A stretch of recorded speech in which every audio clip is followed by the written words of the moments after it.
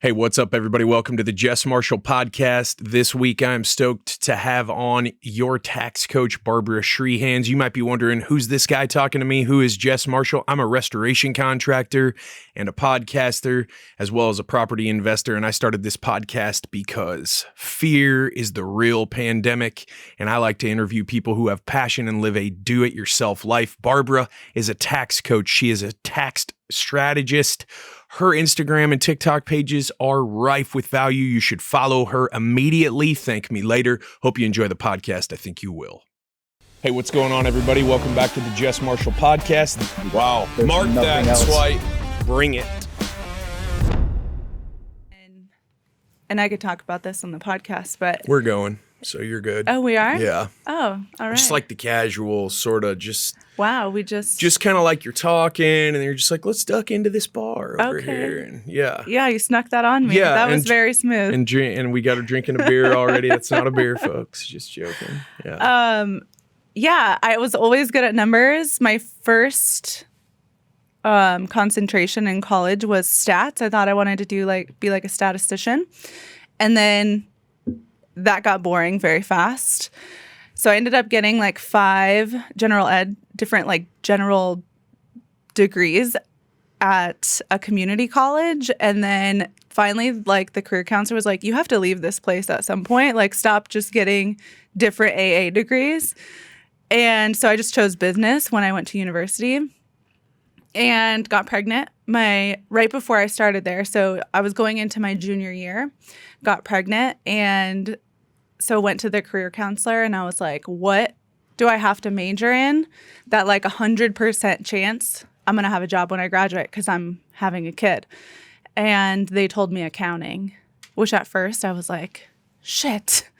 Can I cuss on here? 100%. Okay, great. Actually, the more the merrier.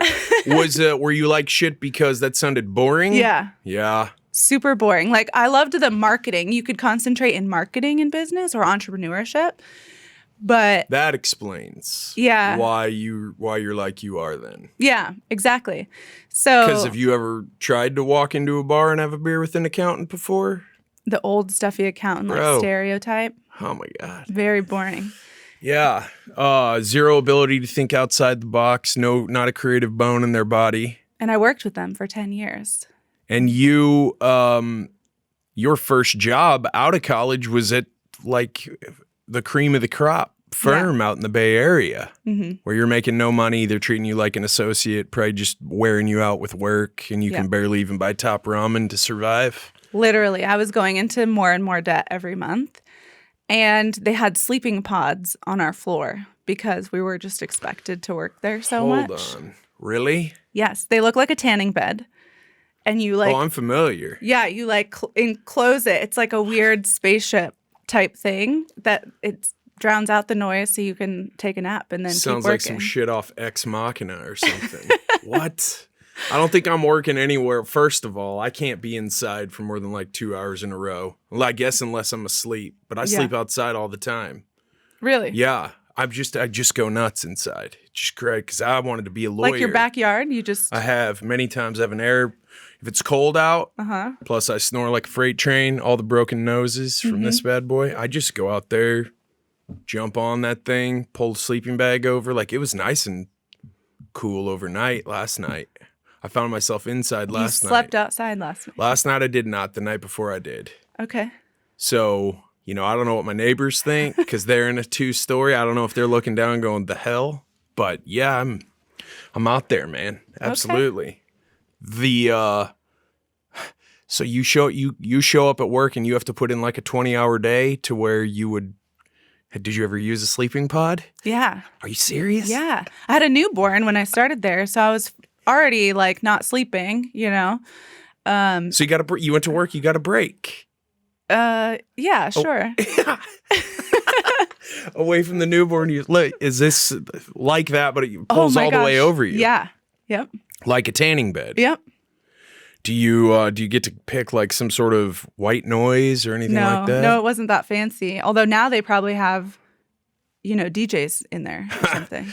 And you could just use that white noise app on your phone. Pre-AirPod days, Yeah, way back. Yeah. Don't date yourself too hardcore now. That's still pretty crazy. That's a lot of work. Yeah. So you were just on a hamster wheel of just a downward spiral there then, if you're working but still going into worse debt because the living expenses out there are so out of control. Yeah, I mean, it's wild. You think, so they teach you in school that if you make it to the Big Four in accounting, then you've made it, right? You're the top of your class. You passed the 12 different interviews that you have to pass to get there. And then they offer you $57,000 a year in the Bay Area, which my rent at that time was $2,500 a month in the ghetto, like nothing fancy. Plus daycare was $1,600 a month, car payment, student loan payment. Like there was just no way. What else did they teach you in school that didn't quite work out the way they said it would? Because that's something I want to talk to you about today is why are we all so scared of the tax code? Why is there such a lack of knowledge around it? And why isn't this something that, I mean, when kids are young, they should start being taught about deductions. Parents should be taught about helping their kids build credit. You have a viral TikTok and Instagram reel that people are stealing from you because it's so amazing about how, and we'll play it here in a minute. What else in school did they tell you that you're like, oh, well, because it sounds like you go to community college and get 5 degrees. That means you're pretty driven. And you obviously understood the value of education and you wanted to raise your level. And we'll talk about your background in a second. But when you're in school and they're telling you things like, well, if you do this, then you're going to get a good job. Right. And then you'll be good to go. You just plug right into the matrix, turn you into a battery, and we're good to go. Were there other things besides just if you pass all your class and you get a job at one of the Big Four firms, you'll be good to go, that didn't quite turn out the way they said it would when you were in college? Of course. Well, back to the kids not learning anything in school, I just saw 2 states, I think Texas and Florida, I know Florida's one of them, is now requiring kids to take a financial literacy test to pass high school. So I hope that spreads. And one of my goals is to write children's books about financial literacy. That's a great idea. That's awesome. But yeah, looking back, especially in college, when they do teach you, they teach you essentially what college does is teaches you how to be a really, really good employee. And they teach you the corporate ladder. So like for us in accounting, you start as an associate, then a senior, manager, director. And I remember distinctly in one of my master's classes, he looked around the class and was like, one of you in this room will ever become a partner. And I was like, oh, it's me, obviously. How many people were in the room? 100. 1 out of 100 might become a partner at an accounting firm. And I always thought it was me. But looking back, I'm like, why would he limit everyone's thinking to like only 1 in 100 of you are going to be a partner?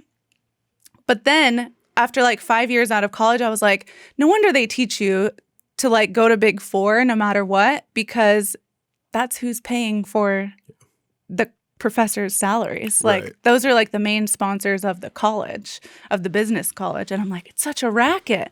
Like, so. It is. Our entire government education system is a racket. I mean, you're talking about student debt that crippled you and probably cost you some pretty good quality of life for several years.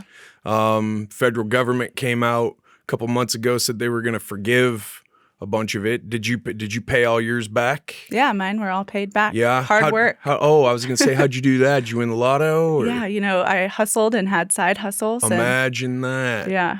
Put some gloves on and rolled your sleeves up and went to work. Yeah, my student loan payments were more than my mortgage for 7 years. And I just always had side hustles or ways to make more money to pay it off. If somebody wanted to be an accountant, but they didn't want to go that regular route, go to college, try to get to one of the Big Four. Are there ways to do that now because of tech, COVID, distance learning? all that kind of stuff. They wanted to do accounting and not go to I Big want to Four? be an accountant, but I don't want a bunch of student debt. I don't care about a college experience. Oh, I mean, yeah. get the fuck out of here with that shit. My COO never graduated college, and she's the best fucking accountant I've ever seen. Like, and it was hard work and hustle. Like, she started at 18, single mom, and just learned bookkeeping and then kept learning, went into taxes. She had like 12 years of tax experience before coming to work for me. And like, she's literally the best I've seen. Did she get a college degree? Nope. Okay, so She's licensed though. right. So you go to college, they teach you what you need to know to pass the test to get your license, essentially. Is that so but there's ways to circumvent that. You could go get all that experience yourself and pass the test and get your license without college and debt and all of that. So you can't get your CPA without college. And now typically you have to get your master's. That's why I went to get my master's, is because at that time the credits were increasing. So it was like, why get more credits without a master's? You know, might as well just pay for a master's. But you can get your EA, which is an enrolled agent license. And it's actually the highest designation by the IRS. So that's what she has. And most people kind of shit on EAs versus CPAs. They're like, oh, I want a CPA. 90% of CPAs have never seen a tax return in their life. So like, why are people searching for CPAs? You need someone with good tax experience. Well, I don't think a lot of people know the difference, and I don't think a lot of people know what.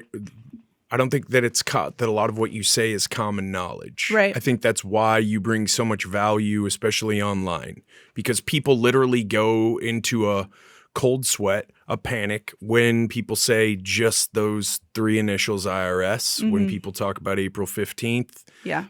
They don't know what they don't know. And so that lack of knowledge creates this massive amount of fear. Yeah. And fear, as we saw starting in Feb 2020, is just it's a hell of a tool, isn't it? Yeah. If you want to use it to push people around, you sure as hell can, if they don't know that there's a bigger, better way.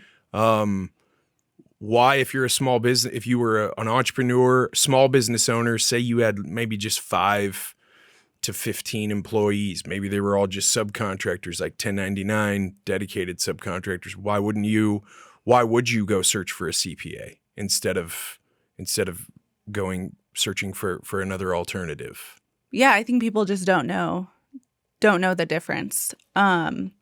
But I always tell people, it doesn't matter who you choose to work with. One, like, you need to vibe with them because they're going to know the ins and outs of your money and your finances more than anyone else, probably more than your spouse. And when you ask them a question and they just keep telling you no, that you can't do something, that's kind of your cue to find someone else, because your accountant should be on your side, not the IRS's side. So they should be finding you a way where you can deduct something and not just tell you no because they're afraid of the IRS. If your accountant's afraid of the IRS, like, you need to get a new accountant.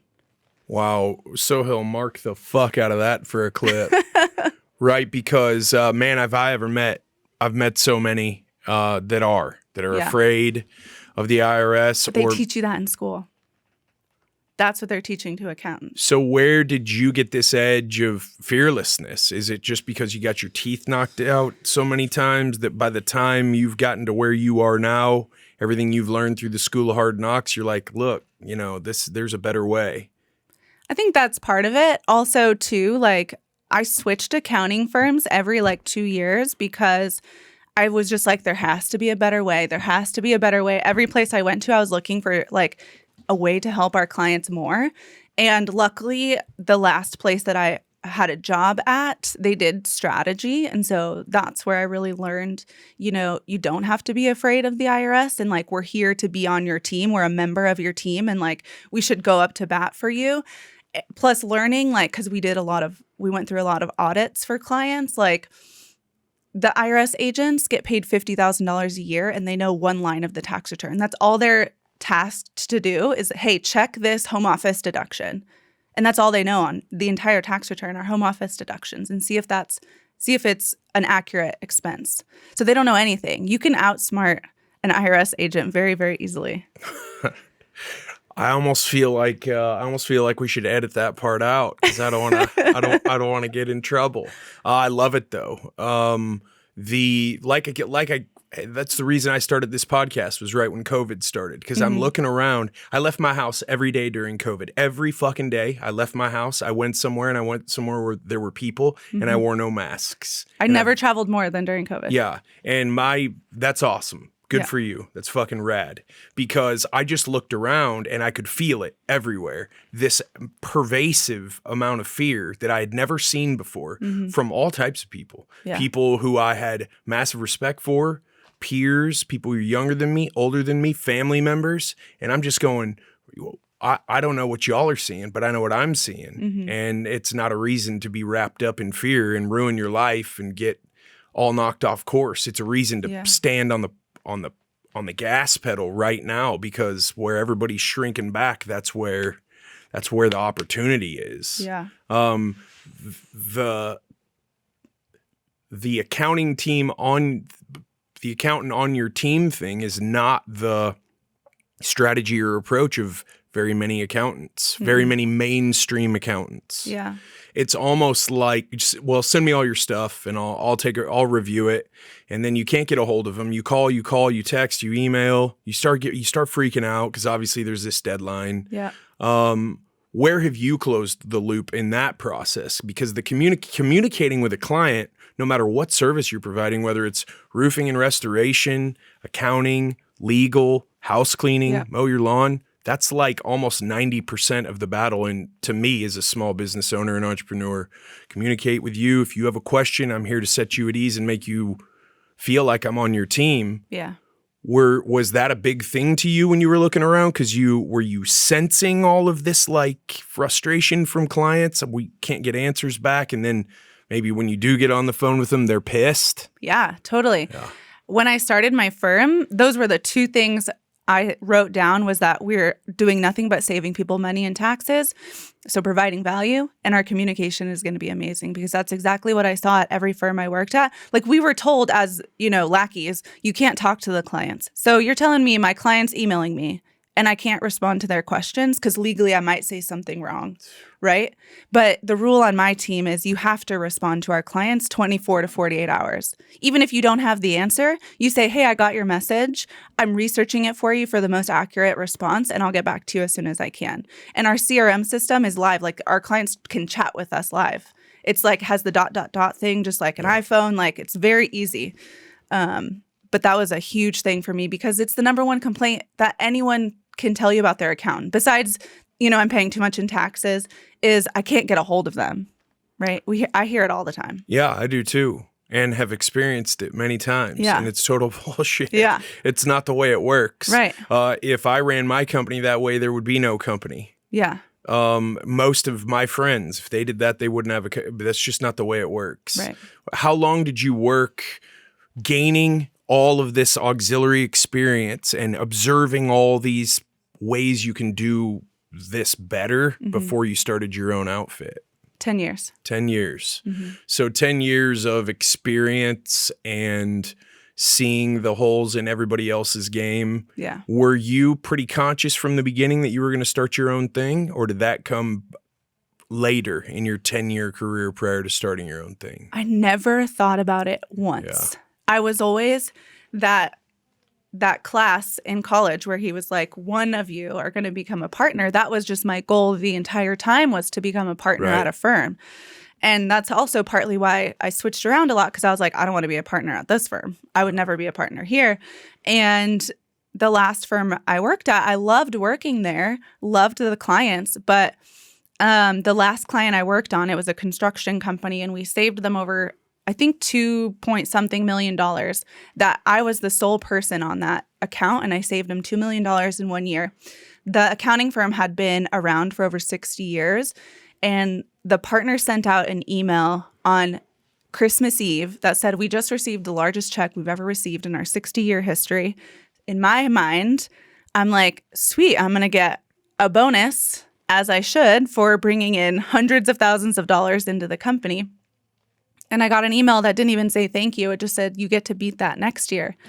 And so it's like Christmas Day, I'm crying to my husband because I'm still in debt, still in student loan debt, and trying to pay that off.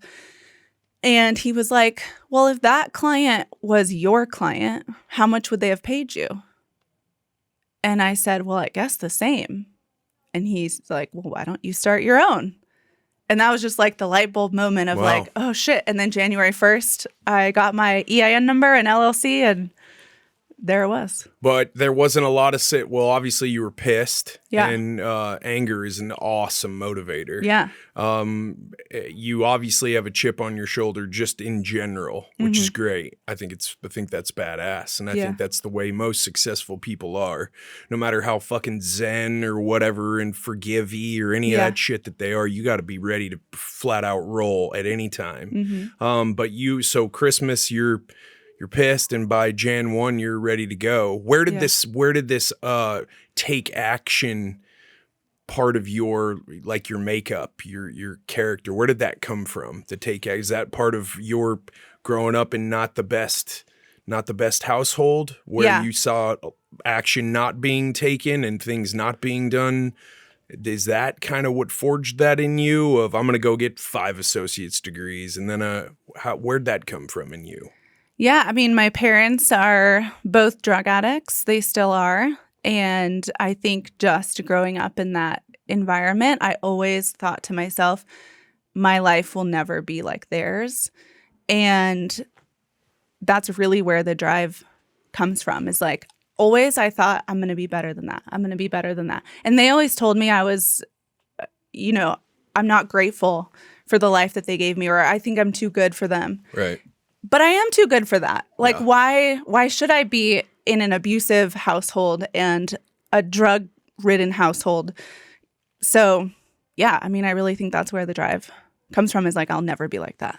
Was there just as I'm sure we could all imagine, just a fuck ton of chaos and just your power bill isn't getting paid on time and you're coming home from school and you're evicted, that type of story?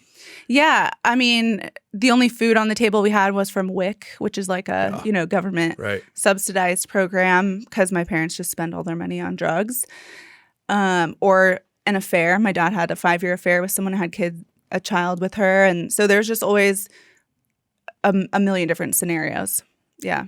But not the type that are calm and fostering a safe feeling childhood where you come out of that and you're ready to, take the next step in your life. I'm sure that there was a lot of fight or flight all the time. Totally. In terms of what you were up against on the daily. Yeah. I mean, I put my dad in jail for trying to kill my mom. So a lot. Yeah. Man. How's that relationship now with them? I don't talk to them. Yeah. Yeah. It's been 2 years. Yeah. I mean, sometimes you just have to set those boundaries and do what's best for yourself, especially if you have 3 little ones. It was almost like I was fine with them mistreating me. Not that that should happen, but then when you get my kids involved and like the fear of my mom driving them and she's not sober is like, I can't do that. I can't risk that. Yeah. So that's tough stuff, man.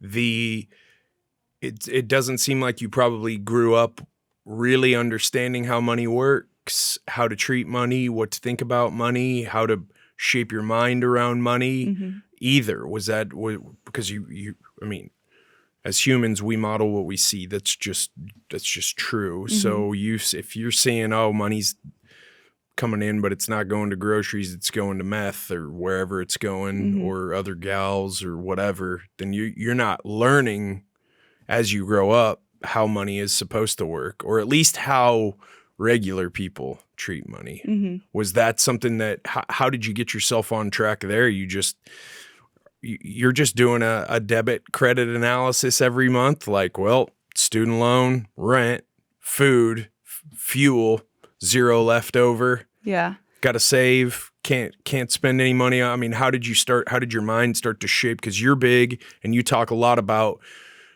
how you think about money, your mindset about money, all those types of things. And I'm not just talking about like having an abundance mindset and just, if there's an extra 10K, then go buy 10K in Google ads or whatever. I'm talking about actually making it part of your thought process where you understand and you can kind of see how it flows. How did evolve mentally in terms of understanding and figuring all of that out?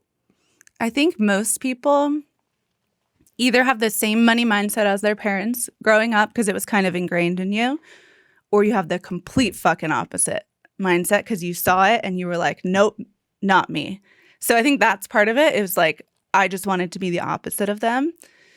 But also just like learning and growing, and like I always am reading like 10 different books, and a lot of them have been on money and money mindset and how money works, because I was so adamant that I was not going to be like them. I was not going to go bankrupt multiple times, and I was not going to, be in debt, although I found myself in debt after college, but got my way out of that.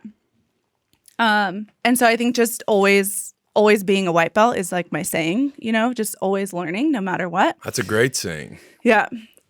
And I also think every person has their own money minimum. So like some people are okay with their bank account overdrafting by $100, but if they overdraft by more than $100, it's not okay. Or some people's minimum is like they need to have $10,000 in their bank account and it cannot go under that. And so I think I just have a different minimum, and I've always raised my minimum so that it's like no matter what happens, like shit can hit the fan, but I will never be okay with anything less than that. And I think if you put that out in the universe, I'm getting a little woo-woo with you, but no. I think if you I'm put woo-woo that out as there, fuck, man. Okay, good. Yeah, ayahuasca, whole 9 yards. Oh, I haven't done that yet. Got to do it. You got to. I'm not ready. I'm gonna do combo. You've heard of combo, yeah. But yeah, not you got to ready. wait for it to call you. Yeah, but when it calls your name, you should definitely answer. Yeah. So change your life. So I think everyone just has different lifestyle minimums, money minimums that they're okay with. And like you ever, when you were younger, like, and I'm sure you've had a point in your life where you were poor or, trying to make ends meet, like you somehow always made it. And that's because like that was your minimum. Like maybe you had $25 left in your account, but like you still ate and you still paid your rent and you still like somehow paid everything. And you look back and you're like, how did that happen? But somehow it always worked because that was your minimum and that's what you like accepted. So when you talk about your minimum, Rogan talks about this when he talks about athletics and sports a lot. They're very important for kids, especially because you don't know what you can accomplish, and athletics make adversity very visceral. It's right in your face. There's someone across from you trying to stop you from what you want to do. It's also the harder you work, usually the better you get, or at least the more fun you have, even if you're not naturally talented.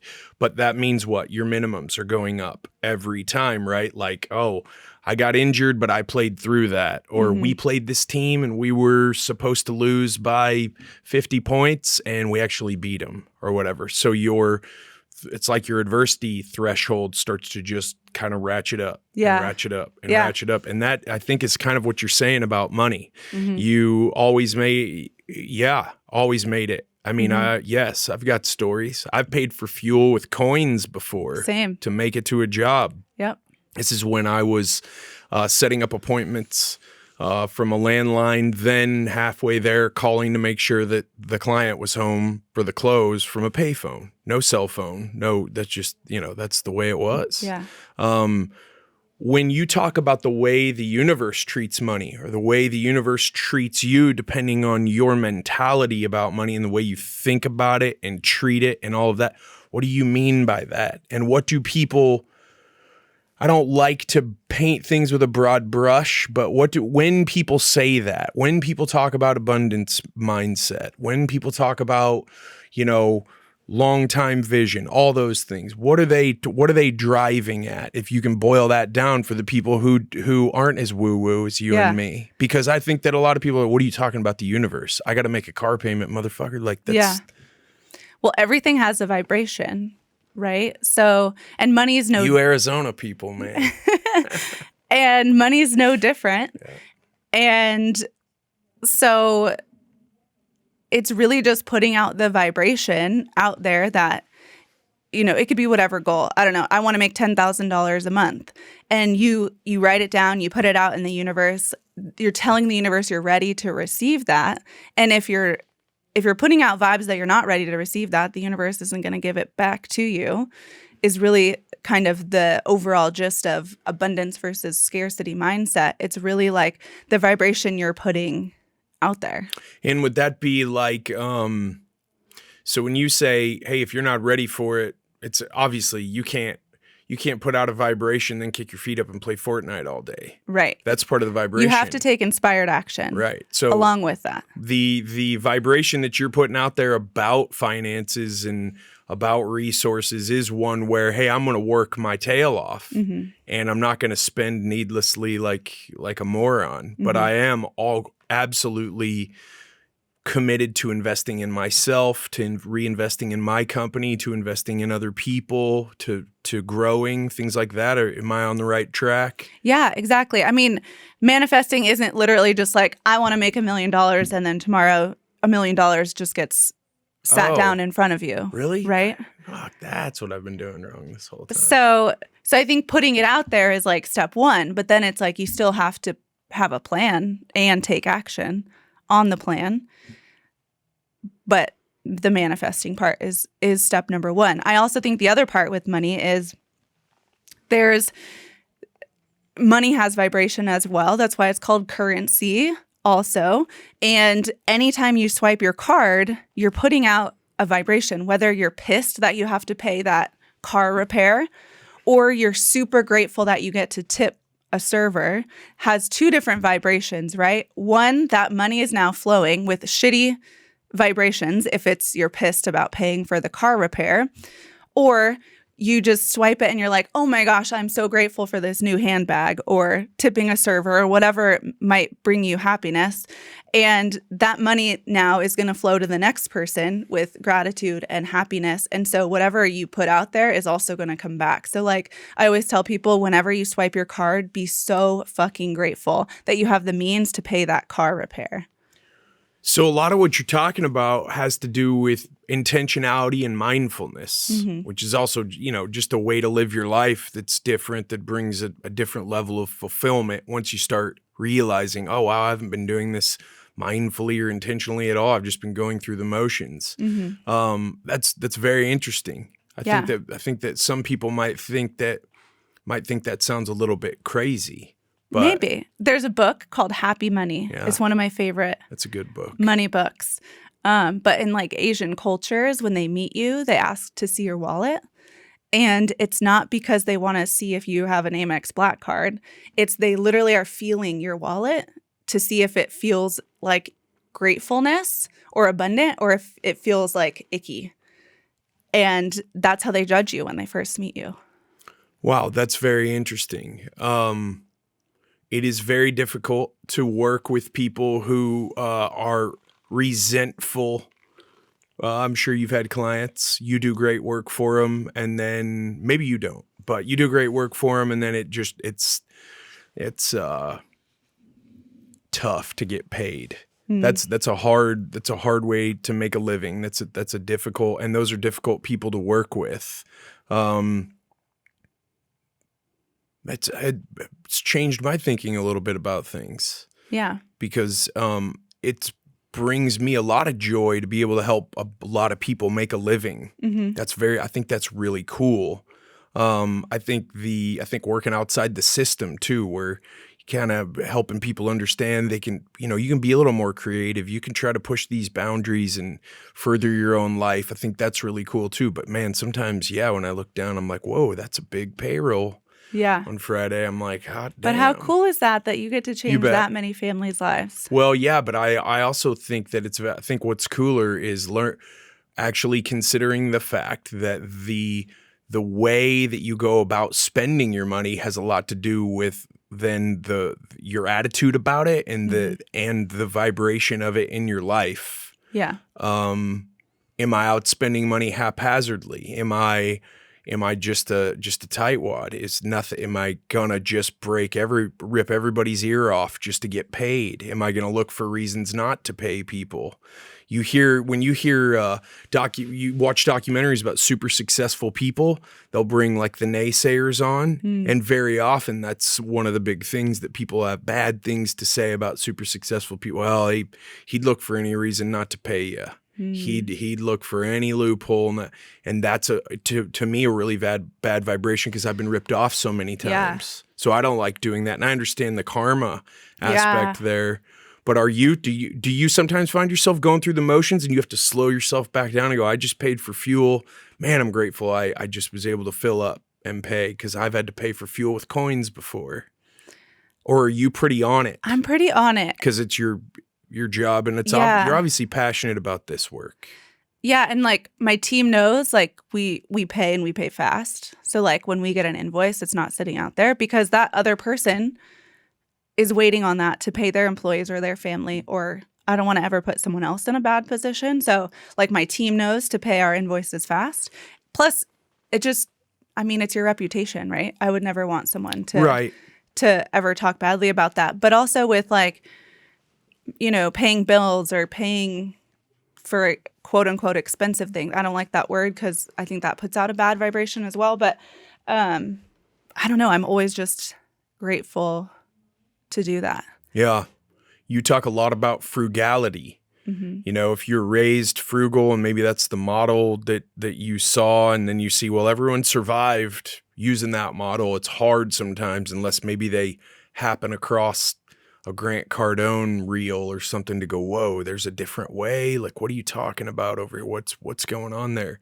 Frugality is not necessarily something to be admired. Yeah. It's gross sometimes what people will do in the name of saving money. I think it can choke you. Yeah. Like stifle. Yeah, it keeps you from earning more money because you're telling the universe that you don't deserve the nicer things or you don't deserve your desires. And I do just think it's like there's a time and place for it in some things. Like I was frugal when I was trying to pay off my 6 figures of debt, but I still had minimums of like, I'm not going to not go shopping or buy the $5, now $8 latte, right? Like the Dave Ramsey shit I could not do, but I still was smart with my money. So I think you can be smart, but also like enjoy your life. Let's talk about that Dave Ramsey shit for a minute because that is... That's tough stuff, and people are like, well... There's some diehards. 100%. Does it work? I guess it depends on how you define work because, we get one shot that we know of. Yeah. Unless you do ayahuasca. You might start becoming convinced there are other opportunities out there. We get one shot with these people we're around, and it's a bummer to like live life just... hand to mouth, every nickel. I'm not saying don't know where your money's at. I'm not saying overspend or be crazy or anything like that, but he really goes hard in the paint about, well, it's peanut butter and jelly sandwiches for you. It's a used car. It's a second job. No family vacations. Right. Like, I think it's worth it to take a damn family vacation while your kids are young than just paying off your credit cards. I think you can have both. Like, you can have both. Maybe you don't go stay at the Ritz-Carlton in Dubai, but you can, like, go camping and go spend time with your kids and not just eat peanut butter and jelly either. When you're around people who are, when I'm around people who are just, oh, no, that's just too expensive. Oh, no, absolutely, no, that's way out of budget. I do recoil from that just naturally. And I didn't realize until a couple of years ago that it's because I'm attracted to people who are vision-oriented, abundance-oriented. That's attracted. I just am attracted to that. And this scarcity, there's not enough. The house is gonna burn down. I don't know. Is the insurance premium paid? You just feel it. You do, and people know they feel. There's like they're so tight. It's just gross. Yeah. There's a tangible reason why why you feel that, right? Because of what we're talking about. It's literally the energy that they're putting out there. It's just negative versus abundance is very positive. And those are the people you probably are attracted to. You just don't know that it's abundance, or you don't know that they have a good money mindset, or you don't know that it's because they're successful, but you do feel it. You're like, oh, I want to hang out with this person more. Yeah. there's a much more positivity there. There's much more of a can-do type spirit there too. And they usually, probably if you're at dinner with them, they probably come up with amazing business ideas with you because they're very visionary. Rather than if you went to dinner with that frugal, negative person, they're going to tell you all the reasons why that business is going to fail. Well, they're going to start off by going, holy hell, the steak here is $75, and you're like, yeah.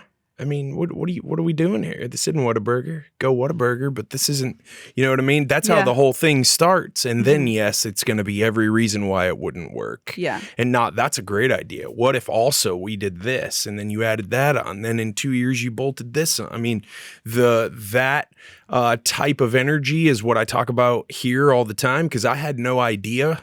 I've always been kind of team captain type, rah type guy, big on team. I'm huge on team. I think it's so important because you do get that opiate of the masses when you're around like-minded individuals. When I started the podcast, I didn't realize that when I sit down across from someone who has been forged in the fire of adversity and gone through shit that they wouldn't have chosen, but they like got through it. You sit down with somebody, turn your phone over and talk to them for 90 minutes or 2 hours. I mean, I'm literally high for like 2-3 days after this experience. I would do this for free because of the experience of being in that energy where you're talking to and you're supporting each other and you're like, okay, I think I'm on the right track. Yeah. Because I think you look around and no matter how certain someone seems, if you follow them on social media, such a weird word, follow. Yeah. I have so many followers. I have no followers. I want more followers. What's necessary to break free from that frugality mindset if you grew up with it? That's the voice of God. I know you touched on it, but if you grew up with your family always pinching pennies, being frugal in that sense, how did you transcend that? I think first it's realization that you did grow up in that situation. So I always tell clients that ask me how to work on money mindset is write down all of the money stories you remember growing up. So I could write down a million of them, but we could not order drinks when we went out to dinner because it was too expensive, right? Or we always had expired food because it was cheaper from the weird warehouse grocery store. Or, we never had a name brand cereal. We had the cereal that was in a bag. I forget what it's called, but it didn't even come in a box. Oh, yeah. Generic. So yeah. Yeah. It was usually had the name of the store on it, like IGA or yeah. So write down all those things you remember growing up and then write how it made you feel. So my neighbor next door had Frosted Flakes and we had frosted bullshit. I forget what it's called. And so it was man, I always wanted that. And it could be something so silly and stupid, but write down how it made you feel. And do you want to feel that way? But what I think works even better is do you want your kids to feel that way? And that's when it's really oh shit, no. Sometimes we let ourselves kind of feel a type of way, but when you bring your kids into it, it's oh damn. Yeah. So realization, writing down all the money stories that you hear. Oh no. Okay, Cocoa Dino Bites, I remember those. But the Frosted Flakes weren't called Frosted Flakes. Yeah, they were it's another word for flake. Yeah, frosted something. That's got to be a knockoff. Yeah. I remember a different Frosted Flukes. Marshmallow Mateys. Yeah. But it used to be a transparent bag. Crispy rice. Yeah, you could see the cereal. Oh, you could 100% see the cereal. That's so funny. I haven't seen that. Took us off rails. I haven't seen that in a while. There is something to be said, however, for growing up where money is an issue, where there's just probably not enough to go around, because I don't think you meet a lot of people who come from an awesome money upbringing who then have the healthiest appreciation of the actual amount of toil that it takes to bring it in the door. Yeah. Because no matter what your attitude about it is, there is absolutely no replacement for hard work. None at all. You can't just say my mindset's good to go and I will office, I'll see you in July. I don't think it would work that way. I think a big thing is like, if you grew up with nothing, people say, I want to give my kids everything I didn't have, right? Everything I didn't have, yep. But what you should be saying is, I want to teach my kids the things I wasn't taught, because they don't need the designer clothes and the G-Wagon when they turn 16. They need to know what money is, and they need to know how to be a good steward of that. Like, I was telling this story last night. My 4-year-old, last week, he has a money jar, and whenever we get coins, I don't like to carry coins, so we give him the coins to fill up his jar. And I said, when your jar is filled up, we can go buy something. You have to save a little bit, of course. Yeah. And a little bit's for taxes. But you can buy something. And he said, well, Mommy, when my jar is full, I want to go buy a house for somebody. Because we always teach our kids, we have rental properties because it provides a safe place for people to live. And I just thought I was like, damn, maybe I am doing something right. Good where for my you. Kid wants to buy someone a house so they have a safe place to live. And I think I'm going to buy him a fucking house when he fills up that jar of coins. That's like, rad. Put his name on the property and like have him go there and good for you. Meet the kids or meet the family that lives there. No doubt. So teach your kids the things you weren't taught. You got to teach them how to background check the lease applicants and all of that as well. So Turbo tenant. It's great. There you go. So he doesn't have to tag along with the sheriff during the eviction. The your huge video. It's like 15 or 20 down there. I didn't. What is it? The one about kids? It is. I didn't find it on Instagram. That's the one. Yes, that is the one. Mm-hmm. Yeah.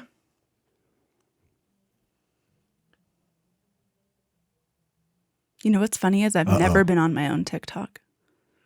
I have a real hard time appreciating the platform. You can pay your kids in your business up to $12,950 per year, and it's completely tax-free to them. So your business gets a $12,950 deduction. Your kids get $12,950 tax-free. Next year it's going up to almost $14,000. Who wants your kids to be millionaires? You pay your kid $12,950 this year.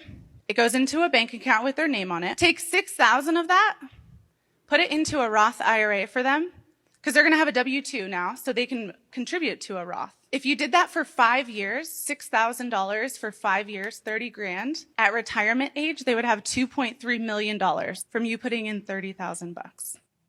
Who here has kids? I see why that went viral. That's pretty hard to wrap your mind around. Yeah.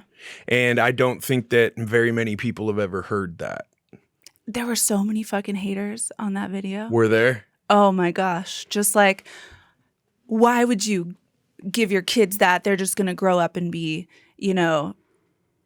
ungrateful bastards, and like 6,000 or 30,000 would never turn into 2.3 million. I literally showed it on a fucking story of an interest. It's called math. It's called compound interest. And I put it on a story and I'm just like, why are there so many trolls? Like, I wish I had that much time to like comment on people's shit. Oh, I don't even understand that. It's crazy. Like, I have a hard enough time keeping up with my stuff as it is. Your stuff's, 20 times bigger. Like, I have no idea. I know you have a team that helps and all of that, but the going around finding holes in everybody's story and it's crazy. The hater stuff is crazy. I think that the reason for that, and money causes a lot of problems, right? Like you at the beginning of your podcast, awesome podcast. You need to do more of them. Thank you. It's a taboo subject. It causes everyone who hasn't addressed it in their life and gotten their mind right about it, like you talk about, it causes their blood pressure to go up. It causes them anxiety. Everyone, you start talking about money or that guy has this, a lot of hate. Oh, he should. I just watched the Richard Branson documentary on HBO. It's excellent. That dude's crazy. He's just amazing. Amazing. Yeah. He's dyslexic, family of dyslexics. Yeah. Starting airlines and shit, going across the ocean in a hot air balloon and stuff. Just Defied awesome. all the odds. Yeah. I mean, the way he started that record, it's awesome. It's great. And I never really had an appreciation for him. I didn't know much about him. Plus, he's a soccer fan. And people were probably like, must be nice. Well, I think the haters on that video are people who regret that they didn't know that and didn't have the opportunity to do that. And now their kids are 25 or 30. And maybe they're a single mom and have a kid and they're struggling. And they're like, well, I wish I would have known that. I wish I would have found Barbara 20 years ago. I think that's a lot of the animosity when it comes to money. Yeah. Hating other people who have it instead of going, wow, that's bad. That's awesome. How do I do that? Would you get a coffee with me and walk me through how you did that? Right. Or do you have an NFT I could buy where I could follow along? Whatever, right? And learn. Yeah. Not I hate you because you did it and I didn't. But wow, that is amazing that you figured it out. Yeah. Richard Branson has crazy quotes. He has two. One he came up with when he was 17. Like if you were spitting quotes out like this when you were 17, you're a better human than me. It's something along the lines of the brave may not live forever, but the cautious don't live at all. Ooh. That's one. And the other, that's amazing. He did that when he started a magazine. As a dyslexic, he would go interview people who were extremely articulate, and he would just print the entire interview. That's what because he's like, well, they said it and it sounded good. I mean, that's awesome. And then the other one is life is about learning things and trying things and then sharing that with people. The Gollum Lord of the Rings with money thing. That's why people call it, they're a tight ass, they're a tight wad. They're holding on to it so hard, they're white knuckling it. And you can tell when you're around people immediately that that's their attitude about money. It gives me it makes the hair on my arms stand up. It grosses me out to no end. But I think that's why you get hate for things like that, because that's an awesome hack. People should be like, whoa, that's awesome. I'm telling my kids so my grandkids will be, squared away. And that's the type of value that you bring that drew me to your page.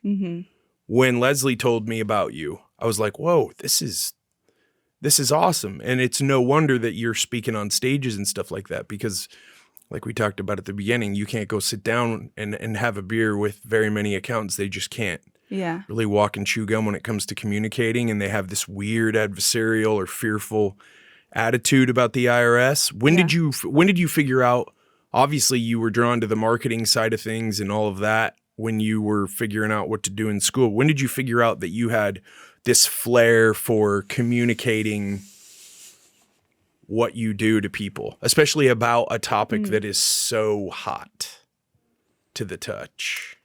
I think on my personal Instagram, like years and years ago, after I had my kid in college, my older son, I lost 100 pounds and I put it all on Instagram. So like everyone could follow my journey and my story. And I was just putting up like workouts or like meal prep ideas and things like that.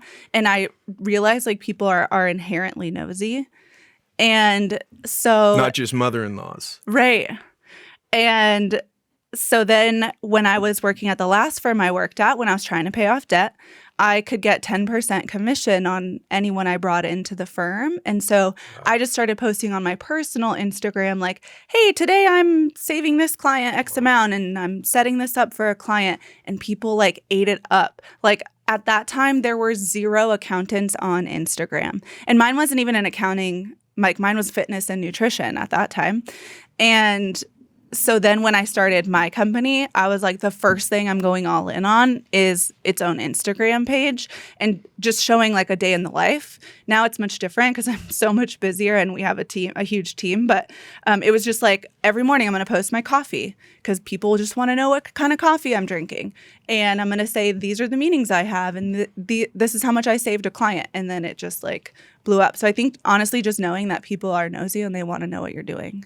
Is it, they are. Is it important when you're searching for someone to help you with your taxes, help you strategize? Is it necessary to be in the same geographic location as they are? No. Right. Yeah, we're all remote. We're an all remote firm. My employees are in like 15, 16 different states. And I mean, in this day and age, honestly, COVID helped the company because like everyone went remote and everyone was on Zoom. So now everyone's very used to being on video. But like, who wants to spend an hour in traffic to go to an accounting appointment when you could just be in your pajamas at home. And Well, I doubt that if you spent an hour in traffic to go to an accounting appointment in a high rise, that your vibration at that appointment would be right. very legit. Yeah. So now you can get your questions answered. Take that deep breath. I mean, do you help people a lot where they're so nervous, and then you guys are able to help them see that everything's going to be okay? And can you hear that audible deep breath being taken sometimes? We get so many messages of like, I haven't been able to breathe in years about our taxes. So like my whole team, I tell them all the time, like, you're not an accountant, you're someone's money therapist. And like teaching them, a lot of clients are going to project their fear and their anxiety and their anger onto you, but it's not you. Like, it's their own issues that they have to work on. And so like, these are some of the tools that we can use to help them.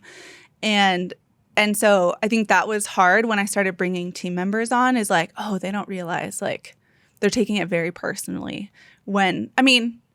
I take things very personally, so I get it. But just knowing that people do have so much fear and anxiety. I mean, I had this like influencer, he's huge on Instagram, fitness guy, call me crying, literally in tears, this big, gigantic muscle man, like crying because he hasn't filed his tax return in 12 years. And like, he could get arrested, but like, we're taking care of it. It's like, okay, don't worry. It's all good. I've seen people worse than you. Like, people always think like, oh, my mess is the worst mess you're ever going to see. And, don't judge me for this. And the first thing is like, it's okay. We're not going to judge you. Like, we're here to help. There's a reason like you're successful in being an influencer and we're successful in taxes. Like, you do your thing. We'll stay in our lane and we'll get it fixed. How important is it in your business? That term blows me away. What was it again? You're their financial therapist? That's awesome. Yeah. That's a really good way to put it.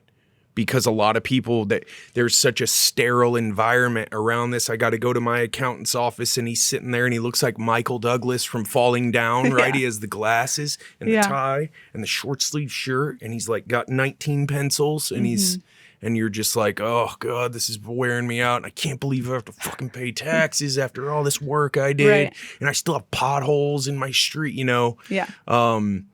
Instead, if the experience was different, if the experience was the experience that you offer, then it's, okay, we're calm here. We're going to get this squared away, and then we're going to look for other ways to grow. Because a big thing that you talk about that's so important that so many people don't see things this way is the strategy of it all. There's a strategy here. There's not just to go get your paycheck. And this is why you help so many small business owners and entrepreneurs, right? Because we don't just get... Do you just get a direct deposit? I mean, you probably do now, but there's not just direct deposit. I showed up, I clocked in, direct deposit, 2 weeks vacation. It's a struggle all the time. Right. Is there enough? What's going out? What's coming in? The experience with you changes where you're like, okay, we're going to get that all squared away, but then we're going to look at your books from last year, maybe the year before. What do you think you're going to do this year? And then how are we going to help you this year to eliminate your tax exposure, to be able to grow, to be able to increase your profitability? All of those types of things are really what after you get the mess cleaned up, if there is one, that's really where you shine. Can you talk about that strategy piece a little bit? Because that's what fascinates me. Because when you start thinking in strategic, do you know who Robert Greene is? 48 Laws of Power. Obviously, you're a Stewman person. You start thinking about life strategically, and you don't just react emotionally to everything, and everything changes. It's like it goes from black and white to now it's all colorful. Right. It's way more fun living a strategic, intentional life than this. You're just taking arrows and bullets and harpoons all day and trying to figure out how to survive and get to Friday so you can get drunk and then do it all again starting on Monday. Yeah. The strategy part of that, is that something you've always had an inclination toward? Or did you start seeing that at these firms you were working at for your first 10 years, well, no one's doing this, and this is 100% a huge hole in their game, and I'm doing this? Yeah, I think the last 5 years I was in corporate is when I started really thinking about it. But the first thing we do with clients is we can amend 3 years of tax returns. And so we go back and refile like 19, 20, 21, at least right now.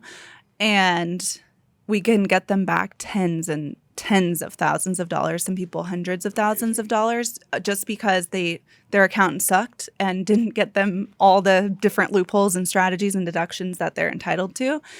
And I think the most like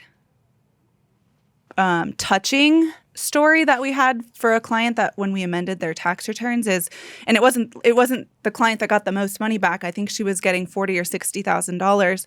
She got the refund the week before she was called to adopt her baby from the hospital, and she wouldn't have had the money to adopt her baby unless she had that refund. And it's like, you couldn't have written that one, could you have? Yeah. Wow, that gives me chills too. Yeah. And so step one is like going back and figuring out all the stuff you missed. And then for current year, implementing various strategies and loopholes, like paying your kids, that video that you showed. But then looking forward, all tax they're really incentivizing certain behaviors. So when you see new tax laws come out, it's because they're trying to incentivize a behavior from you, which is a little weird to think about. It's very controlling. But oh, no way. But at least like for now, 2023, right? They're trying to shift people's behavior into solar and, being very sustainable and energy efficient. And so you see a lot of tax credits for that.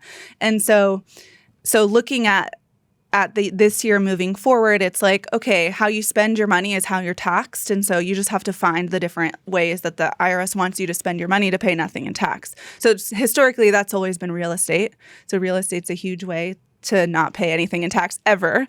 But then also, different years. Sometimes it's manufacturing, sometimes it's research and development, sometimes it's solar, energy, different things like that. Do you think that there is a point to be made to people who maybe they do have a day job, they don't have even an LLC yet? Maybe they have a couple side hustles, they make some money off of selling something on Etsy, or maybe they're an awesome weed dealer on the side. I have no idea. But their main thing is, I have a job, I get a paycheck, helping them shift their mindset to, well, your household is a business, and you have to run your finances there as a business. You have deductions, you need to keep track of where things are going and then make plans forward.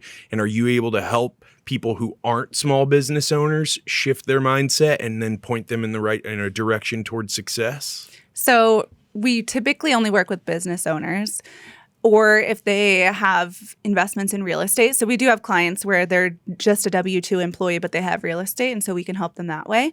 But coming soon, we'll have courses that will help like just the regular W-2, because a lot of people think like, oh, I can't save in taxes because I don't have a business, but you can.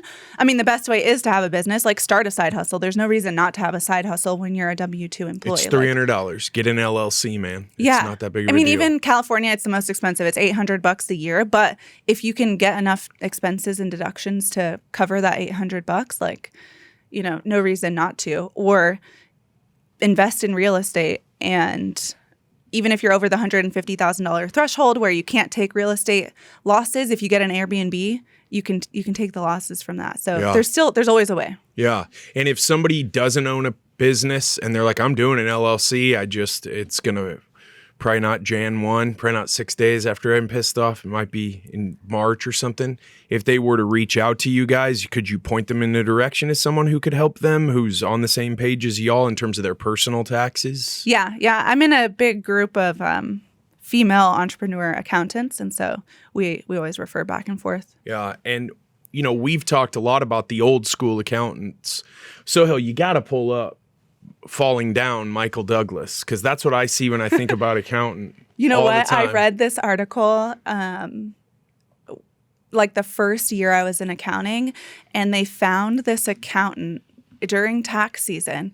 So it was like when you walked by his window, all you saw was, you can't see this because you're on a podcast, but all you saw was this, right? Oh, they see you because you're on video. At a computer. Right. And so you walk by, you think he's fine. Oh, no. They fucking found him dead 7 days later. His office, people were walking by, just thought he was fine working on his computer, but it's because it was tax season and you work so damn long. No one checked on him, and he died 7 days before. And I was always like, I am not going to be that old working at an accounting firm. Like, no. I'm not dying inside either. That's the thing for me. I'm not dying inside. There's another stat that you threw out in another one of your podcasts. I've been stalking all your podcasts. Oh, thank you. About it is a very high stat.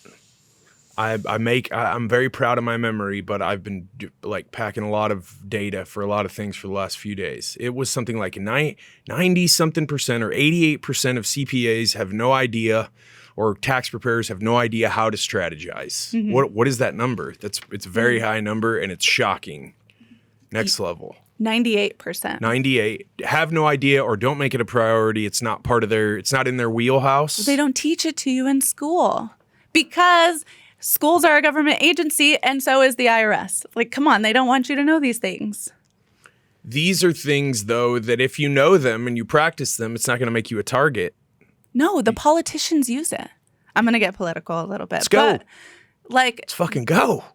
the tax laws are written by politicians to benefit themselves. What? You think they're going to write a law that is going to backfire on them? Like, it doesn't make any sense. You're blowing my fucking mind over here. That's why certain things, they say every year, conservation easements are going to be illegal. And every year, they're still legal because politicians use them all the time. So really, if you just ran your businesses and households the same way that the politicians who write the laws do, who don't seem to be struggling or having to buy generic cereal. I mean, there's one out in the Bay Area who seems to be doing very well, a better investor than Warren Buffett and several others combined. Mussolini. If you just followed along, if you just followed their path and just did what they do, you're not going to go to jail. Minus the corrupt, like, bribery things. Maybe I don't know, man. do that. Look, can we get our hair done, though, while everyone else can't in a salon?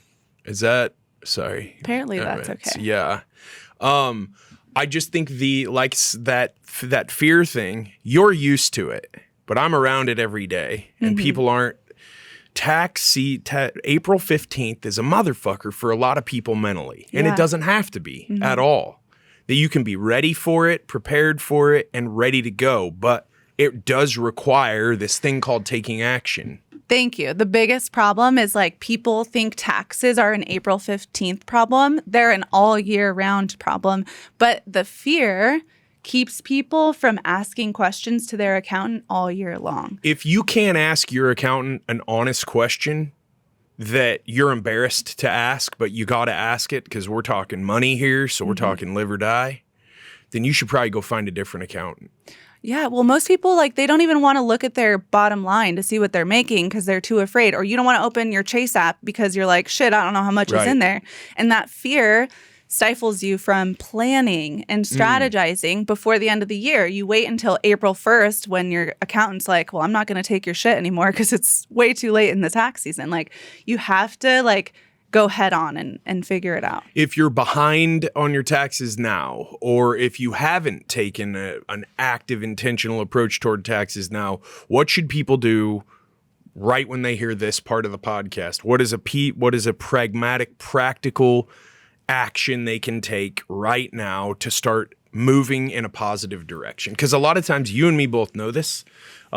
Fitness is a passion of mine. I've been injured many times. I've had to fight my way back into shape many times. Getting back in shape, and you're sitting there and you're like, I'm out of shape. Yeah. I got to get in shape. That's not just going to happen. Right. I got to start somewhere, and I can't just starve myself. Yeah. So I'm going to go for a walk, and maybe it's a half miler to start with. So what I need from you is like a half mile, just a little action that people can start to take to where they can start to build a little momentum toward. If a lot of people get this off their chest, then their mindset could change. Then I feel like the color would return to their world about money because they would be able to see that so much is possible if you have the right mindset. Yeah, a lot of people ask, like, what's the number one tax tip you can give to people? And it's not even a tax tip. It's very boring. Go. You have to know your numbers. How can I give you strategies if I don't know if you've made $10,000 this year or $1 million? Okay. So, like, you need to know your bottom line. What is your profit? What's your revenue? What's your expenses? And I need to know it, like, live, accurate. And so if you know, right now it's January 23, if you don't even have your 2022 numbers, like we can give you ideas, but we cannot implement them until we know your numbers. So go get your numbers together. Yeah. And if you're in business, you should probably have your numbers. But get a really good bookkeeper. We have a lot of them on staff if you need any. That's another service that you can help provide to businesses is like fractional bookkeeper services. Yeah. Our bookkeepers are freaking amazing. And like they were one of my first hires I made in the business because it's like we really can't implement any strategies. Like, how do I know how much to give you for the Augusta rule if I don't know what your profit is? I don't want to put you at a loss. And so you have to have good bookkeepers and bookkeepers that know tax law. It's very different. There are millions of people out there that say they're a bookkeeper that they don't know shit about taxes. So like make sure they know what's deductible. What's deductible? Yeah. And then because they'll see Louis Vuitton and put it as an owner distribution because they just assume, oh, you bought something personal. Well, what if you bought a fucking computer bag? That's deductible. But did they ask you? Nope. They just put it to distributions and you don't even know about it. And your accountant does your tax return and you've still never even looked. People probably listening are like, what's an owner distribution? Because you haven't looked at it. Oh. So like you don't really know what your bookkeeper is doing unless you dig into every chart, like every account. Yeah. Yeah, you see all the time. You'll see influencers, the big entrepreneurs who are, you know, their part of their business plan is to get as much exposure as possible. You know, obviously that's a big thing now with social media and everything. Yeah. They'll have, you know, a fleet of cars. Yep. Oh yeah, it's just ridiculous. That's all. Marketing. That was all marketing, and that was all done on purpose. Yeah. Like you're just hating, and you don't even know what the strategy. Do you think that people with a lot of resources who have done a lot of big things in their lives just go make discretionary purchases without thinking about it and talking to someone on their team about how to make the best strategic move? No, that's not how it works. Right. Man. They all know what they're doing. Yeah. There's a reason why Jerry Jones owns like the entire Dallas North Tollway corridor and has when him and the Texas Motor Speedway guys were sitting in some back room at Campese's deciding, y'all are going to go out there north of Fort Worth. We're going to go over here out by Frisco. And they shook hands, bang, boom, land. And now it is what it is. Yeah. There's this thing about strategy that I think a lot of people get too bogged down in the minutia of the everyday because they're running their business and working in the business and just trying to make payroll. And it is hard to be able to get your head above water enough to where you can work on the business and set yourself up for massive success. There's so many people who have really, really good businesses, but they're really bogged down in a few things. Yeah. When you discovered the business networking groups that you're a part of, when was that? When did you first discover that these groups were out there? Was that something that you discovered on Facebook or? I think after like a year of being in business, I was just hanging out with a friend and she was like, I joined this mastermind group. And I was like, what does that even mean? What's a mastermind? Yeah, right. And then she's telling me and I'm like, so you're paying for friends. And that is quite honestly what you're doing. Yep. You're paying for your network, but your network is your net worth. So, I mean, finding groups that you vibe with, I think are really important. And like, it's the biggest and best investments you can make. Roughly how much money do you think you've spent investing on yourself in that regard? Because, you know, people talk about it all the time. The people who really get it and who it's worked for rave about it. There's other people who, you know, there's haters everywhere. Who, I went, it didn't work for me. Well, they probably didn't really work the system. Did you build very relationships with people? Yeah. I mean, it's a lot. Yeah, multiple six figures at least yearly in mastermind groups. Wow. But I always tell people it might be different for your business. So like in my business, every single person has to file a tax return, right? So I have an up like on maybe you're a real estate agent in Kansas City. Like you might not get as many clients from a mastermind group in California if you're a real estate agent in Kansas City. So like if you're going just to make clients, that's kind of one avenue, just networking.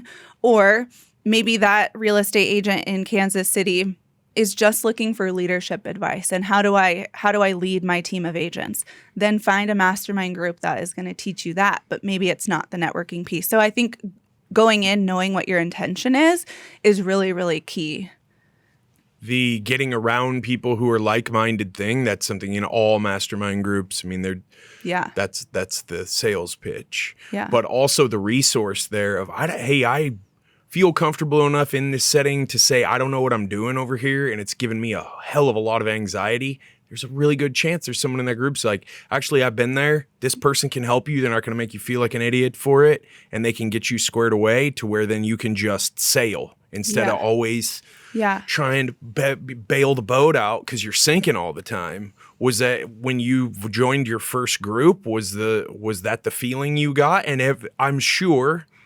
I don't really go to church very often, but it's a lot like church. You can go to different churches and they might have different brand names on them, right? Different denominations, but they're really made up of the people in them. Yeah. Have you gone to different mastermind type groups where, okay, this one is value packed, and then there have been others where you've been like, okay, that one I'm going to move on from that one now. Is that a thing? Totally. I mean, there's various groups, mastermind groups for every level of business, and you're going to pay different amounts for wherever you're at in your business. So there's definitely some I've outgrown, right? And there's new things that I now need to learn. I've already learned what's in this group. Maybe that's for the newbie business owners that don't have any employees. And now I need one where it's like, okay, I'm leading a team of almost 30 full-time salaried benefited employees, and I need to now like up my leadership game on something different. So yeah, I think it's fine to outgrow different groups. And also, like, I'm tired of people selling to people in mastermind groups. Like, you should not be going to a mastermind group selling what you do. Like, you need to lead with who you are, what your values are, and let your actions speak for it. Like, I've never been to a networking group and been like, hi, I'm Barbara. I can save you money on taxes. Like, give me your tax return. It's always just like, hey, let's go to dinner and hang out. And then they're like naturally curious on what you do. And then they hear from someone else in the group like, yeah, Barbara does my stuff. It's freaking amazing. Like, she'll save you all the money. Go use her. And that's literally like how we have had our success, is just like letting our actions. But like, don't go in a networking group and be sleazy and like sell to people, or like Wheel slide in their deal. DMs and be like, hi, I'm a coach. Buy my course. It's like, bro, has that ever worked for anyone? I have no idea. It's never worked on me. I used to have endless amounts of energy to where I would like, kind of banter back and forth. I'd be like, oh, tell me more. Yeah. And because I wanted to get past the AI part of it and get an actual person. So I was like, oh, you're going to waste my time. But I've worked past that vindictive part of my life, I think. Now I'm a little older and grayer. I don't know. I'll still walk the dog a little bit just if somebody's just being ridiculous. The part of the mastermind thing that I think trips a lot of people up is they think that it's just, well, I'm just going to like a Tony Robbins talk and I'm going to hear, which nothing wrong with that. And I mean, he's kind of the OG of the whole thing. Yeah. And I'm going to hear about how I got to work smarter and harder and rise and grind and all that. And that turns a lot of people off, especially tired entrepreneurs. But think that what gets missed is that there are resources there, people like you that they didn't even know existed, that can communicate, because that's your gift, is you're able to take what you know and then package it up and then communicate it. Or there might be other people who are able to do it, but you're willing to and have the drive and ambition to do it as well. And so that's, taking on a life of its own for you. But that's where the value is. It's Totally. not, I mean, we can go get motivated all we want, but you and me both know that at a certain point, motivation's cool and it's great when you feel motivated, but a lot of times you just have to do the next best thing that you need to do. Can you talk about in your business, though, how you don't always in business have to do shit you don't want to do? You can figure out how to get those things done, get them done on budget, and unload those so that you can go concentrate on the parts of the business that you do like to do? Has that been something that, as when you started your business and you got in these mastermind groups, were there things in your business that you hated that you were able to figure out how to delegate those or outsource those? Because that's a big thing for some of the smaller business owners. There's shit they hate. They hate bookkeeping. That's usually the big one. Yeah. But was there something that you hated that you had to get around? Yeah. A lot of things. Yeah. And people always laugh when I say it, but social media, like I fucking hate social media, which is funny because we're big on social media. I do too. But like, it's just a time suck and people suck. And like people's stupid ass comments really bother me. Do they? Yeah. I wish that they didn't, but they do. And so I don't want to see it. So because I don't want to see it, I don't want to be on there. So I hire, I have a full-time person in my company that all she does is social media. Not all, she does a lot, but social media. She's also my photographer, my videographer, like anything PR. And so, yeah, that was my first hire, is like, this is taking up 4 hours of my day. Okay. I'm tired of responding to DMs. I'm tired of figuring out what to post and what to write. So I delegated that first. And then after that, it was finding an admin person. So like, scheduling all the appointments and following up with invoices and emails and like just, again, it's just like finding the things that take up your time. And I think a good way to figure that out is like write all of the tasks that you do in a week down and which ones are like should be a $10 an hour job or a $20 an hour job. And like, are you worth more than $20 an hour? If you are, then hire someone to do that for you and just keep doing that and keep doing that and keep doing that. And literally now in my business, all I do is like podcasts and speeches and making sure the team is doing a good job. And those are things that you're passionate about, that keep the fire going. Yeah. I don't know if you know who this author is, Cormac McCarthy. Have you ever heard of All the Pretty Horses or I've heard of The that. Road? And in The Road, he talks about carrying the fire. The dad and the son, that's apocalypse. They're trying to survive. There's cannibals everywhere. And the dad keeps telling his son, you got to carry the fire. Like you got to keep carrying it. A lot of business owners, the fire goes out because they're just like, I just don't want to do this anymore, man. And they don't know that there's ways to outsource those things that aren't going to make them more broke than they already feel like they are. Because a lot of people have a lot of value in their business, but they can't figure out how to wring the value out of it. Well, and I think it also has to do with money. Like I hear from a lot of business owners, like I could use a million examples, but if you're an entrepreneur and you don't have a housekeeper, like how cheap is it to pay a housekeeper every week to clean for 5 hours in your house so you don't have to worry about it, and you pay them $100? Can you make $100 or more in 5 hours? Yeah, you can. So like, stop bitching that it costs you $100 a week when you can go make $5,000, $10,000 because you got a new contract. It could be for an admin person, like, oh, I can't afford an assistant.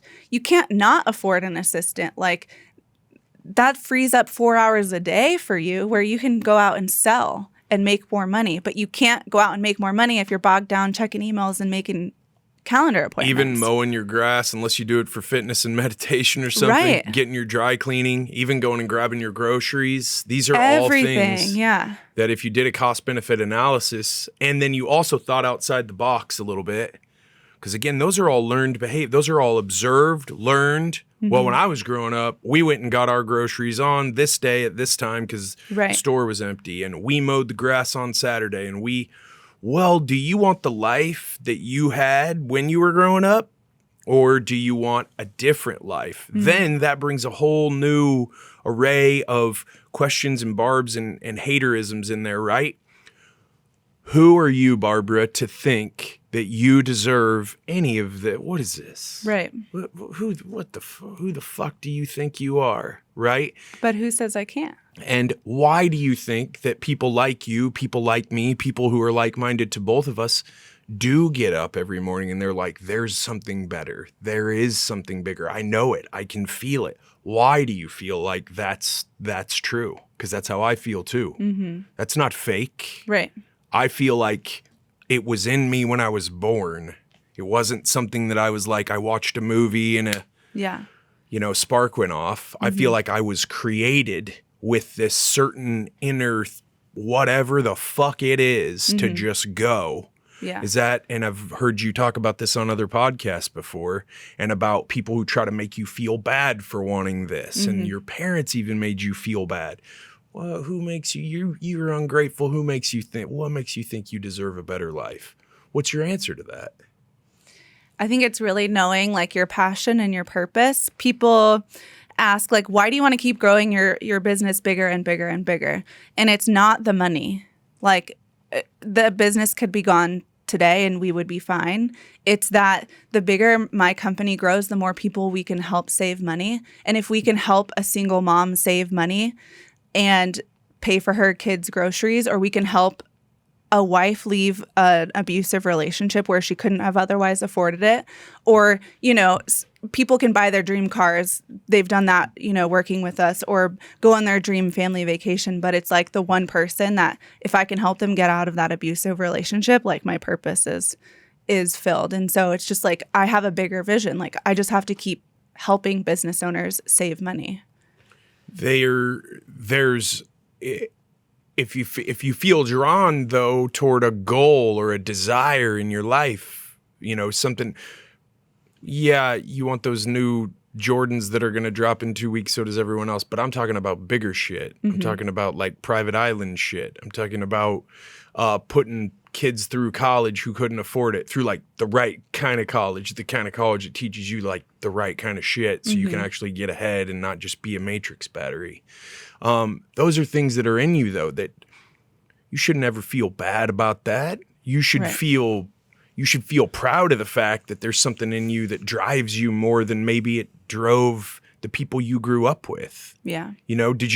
When you were growing up, do you have peers who were able to rise above, that you still keep in contact with? Or was your upbringing something that you kind of separated yourself from and that you've just rocketed away from? Yeah, I did kind of just like break ties for sure. Which maybe wasn't the right decision, but on my path, that's just what I had to do in order to like heal and move on. Who gets to decide what's right? Sure. Yeah. No, I'm serious. Who the fuck gets to say what's right? Nobody has it figured out. Yeah. No one has come back from dying and said to any of us, like, y'all, I'm telling you, do this. Yeah. It's never happened. Not one time. Sure. Maybe one guy did, and maybe he rolled the stone away. I don't know. Yeah. Maybe that's a book about mushroom trips too. There's a damn good chance it is. But we don't have, no one has it figured out. Yeah. So who gets to tell you or me or anyone what's right? I think it's about dialing into what you're drawn toward and attracted toward, as long as it's not like a life of crime or whatever. And then just chasing it with everything that you've got. Yeah, no, I think that life just like affected my energy too much. It's like, I just can't have it. So. I mean, I agree. I think you did the right thing. And I think that whatever people do for themselves to make themselves better is 100% the right thing. I also think that people who tell you that's not the right thing can just go fuck right off. Because they have no idea. For sure. Did they live your life? Do you have brothers and sisters? Do you? Yeah. Yeah. Did they have to deal with the lights are out and the water won't turn on? And not as much as I did. Did you ever have water with your cereal? You know what? I think so. You got it. You have to have done that once. Yeah. That's 100% imperative to have had to have done that once. The whole part of mindset that I think people who don't really get bogged down in is like the personal disciplines side of it. You're big on gratitude, which I think is really cool, because I don't think people understand like the serotonin release in your brain when you actually do say or write down something that you're grateful for. Like if people would try that alone, like depressed people, it would, I don't think fix them, but it would help a hell of a lot. A hell of a lot. What do you do? What's your morning routine like? I hate morning routines. Yeah? Yeah. Good. I can't every morning is different. Okay. So, Talk to me. I think people that talk about their morning routines is also bullshit. I think it's bullshit. Yeah. I wake up, I meditate for 15 minutes, then I drink 20 ounces of water before coffee. Yeah. You can go ahead and fuck right off too. I don't follow any of those people, so. But no, I have things throughout my day that must occur, Such as. but not a routine the same every day. You have 3 kids, man. Yeah, so it's How like is your how are chaotic. your mornings gonna be going to the library? Yeah, I'm not meditating, that's for sure. But every day we go on a gratitude walk. So the family goes on a walk, and literally the entire 45 minutes, we have to say all the things we're grateful for 45 minutes. So try to think of all the things you're grateful. That's a long time. Yeah, but it's pretty today. Oh, Beautiful today in Dallas, Texas. we woke up today. Yeah, there you go. We're And breathing. I'm here. Yeah, you got to come on the Jess Marshall podcast. Who wouldn't be grateful for that shit? Exactly. That's also, you're teaching your kids gratitude. So my 4-year-old all the time will just be like sitting down playing Uno, and he's like, "Mom, what are you grateful for?" Really? And so, yeah, a gratitude walk When did is a that must. start in your life? Like 2 years ago. When you started doing that, did you notice, like a lot of people will talk about fitness. They'll be like, as soon as I dialed in my fitness, everything in my life changed. But I've also heard a lot of people say, as soon as I dialed in my gratitude, everything in my life. gosh. Was that was that a big Yeah, that's when watershed moment for you? That's when we became successful, whatever your definition of success Really? is. But yeah, What was that? What was it that brought you to taking that action of declaring your gratitude verbally or written or both? Did you hear someone say that from a stage? Did a friend tell you? Did you read it? You read a lot? honestly, it was Rachel Hollis's Yeah? journal. Mm-hmm. She has a journal where every day you write down 5 things you're grateful for and 10 goals that you'd like to accomplish. Ooh, 10 in a day? No, like was gonna say, long-term goals, but you write them down. I can barely do the Andy Frisella 5 in the day. But so that's where the Okay. gratitude started, the 5. But then I was like, this is fucking weird. All 10 of those goals, like big goals, life goals, happened. Really? And then I was like, there has to be something to this. Really? And so then, yeah, I always write down my goals every single month, and then the gratitude walks. I'm a really practical guy, and I grew up in a really churchy household. So getting told, like, you need to do this because it's the right thing to do doesn't really minister to my soul. Mm-hmm. I'm like, yeah, good deal. Yeah. Let's turn some rugby on. Yeah. Like, I'm good. If someone comes to me and says, hey, I set 10 big goals, and then I started doing gratitude every single morning, and all 10 of those goals started just happening, which you were still obviously working hard every day. Yes. I would 100% be like, okay, I'll at least fucking try that shit. Mm-hmm. So was that the sales pitch that you got, or were you just like, I'm going to give this a shot and see what happens? I was like, well, I bought this journal. I'm just going to finish was it that all like the a way New Year's through. resolution type thing? Probably. Yeah. Yeah. Interesting. And it's crazy. Like, I go back through that original one, and it's like, whoa, this is weird. What's one of those big goals that happened? Like, I will have my dream house. Badass. And we literally live in, like, my dream house. What types of things are you... Give me an example of something that seems very minimal or nominal that you'll write down as something that you're grateful for. For being present with my kids. You know, I like to consume like dramatic content. So, are you on Prime? Do you watch TV ever? Sometimes. Okay, so an honest entrepreneur. I like that at least. Jim from The Office is on that Tom Clancy on Prime. That Jack Ryan. I've never seen The Office. Okay, all right. But I've heard of Jack Ryan. Haven't seen it. But. What strikes me on that show as it's about terrorists. It's all that. It's not a very great show. But for some reason on this show, they develop out the characters in the periphery. Mm-hmm. Where we were born has set us up more than anything in the rest of our lives for where we could be. Like, it's insane. Like, if you were born in Cambodia or if you were born in the Congo, mm-hmm. you might be mining lithium by hand in the Congo somewhere. We were born here mm-hmm. with every opportunity, even if you have a challenging upbringing. Sure. I had a reasonably challenging upbringing as well. I'm actually really fucking grateful for it. Me too. I wouldn't trade it. Yeah. If someone said here's a time machine, I'd be like, fuck your time. I'm good to go. But the amount of things to be grateful, running water. Mm-hmm. Running water. I mean, there's people who don't have clean water to drink. They don't have food to eat. They don't have a place to sleep. You have a car. You don't have to walk everywhere. Being born in the U.S. is one that we say all the time. Yeah. Like you're saying. Because it's very different than if you were born in the Congo. Yeah. The gratitude thing, you do that every day? 7 days a week, 365 days a year. Well, I mean. Yes, I know. But, sure, there's some days that we miss. But yeah. the goal is that. Yeah. And you've really noticed this almost like compound interest effect to that gratitude practice. Yeah. That's awesome. I mean, I've definitely heard a lot of people talk about it, and I try to do it, but I feel like my mornings or my days usually, I don't know, they get away from me sometimes. But and you I can forget. just do it in the car. Yeah. Someone cuts you off and, normally you're like, right? Fuck them. It's like, well, I'm grateful that my life is not as stressful that I need to cut people off. Or I'm grateful that they didn't hit my car. Or that I'm even in a car. Yeah. Yeah. Like, interesting. There's so many things.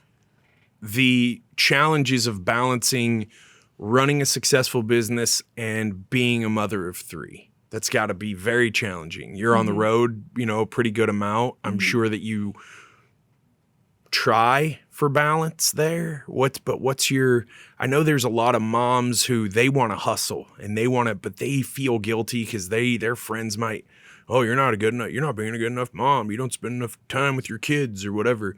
Have you put some of those practices for how to run a business, things that you outsource there? Do you have a housekeeper? Do you have a nanny? Do you have people who help you on that end? Is that something that moms can are there hacks you can give moms? Hell yeah. Like we have a house manager and some people talk to me. Explain some this. people think that's like shameful. I'm surrounded by a lot of dudes all the time and they're always like, my wife won't let me get a house manager because she feels guilty, like she should have to do all the laundry and all the dishes.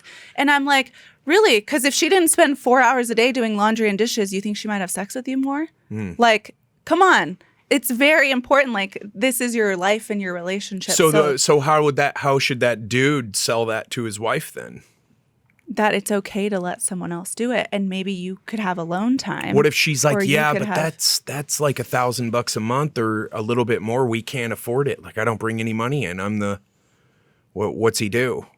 Just come home and set. But if there's a happy rack wife on the counter, well, I know. If there's a happy wife, then that will lead to a more happy. How did you find your husband. house manager?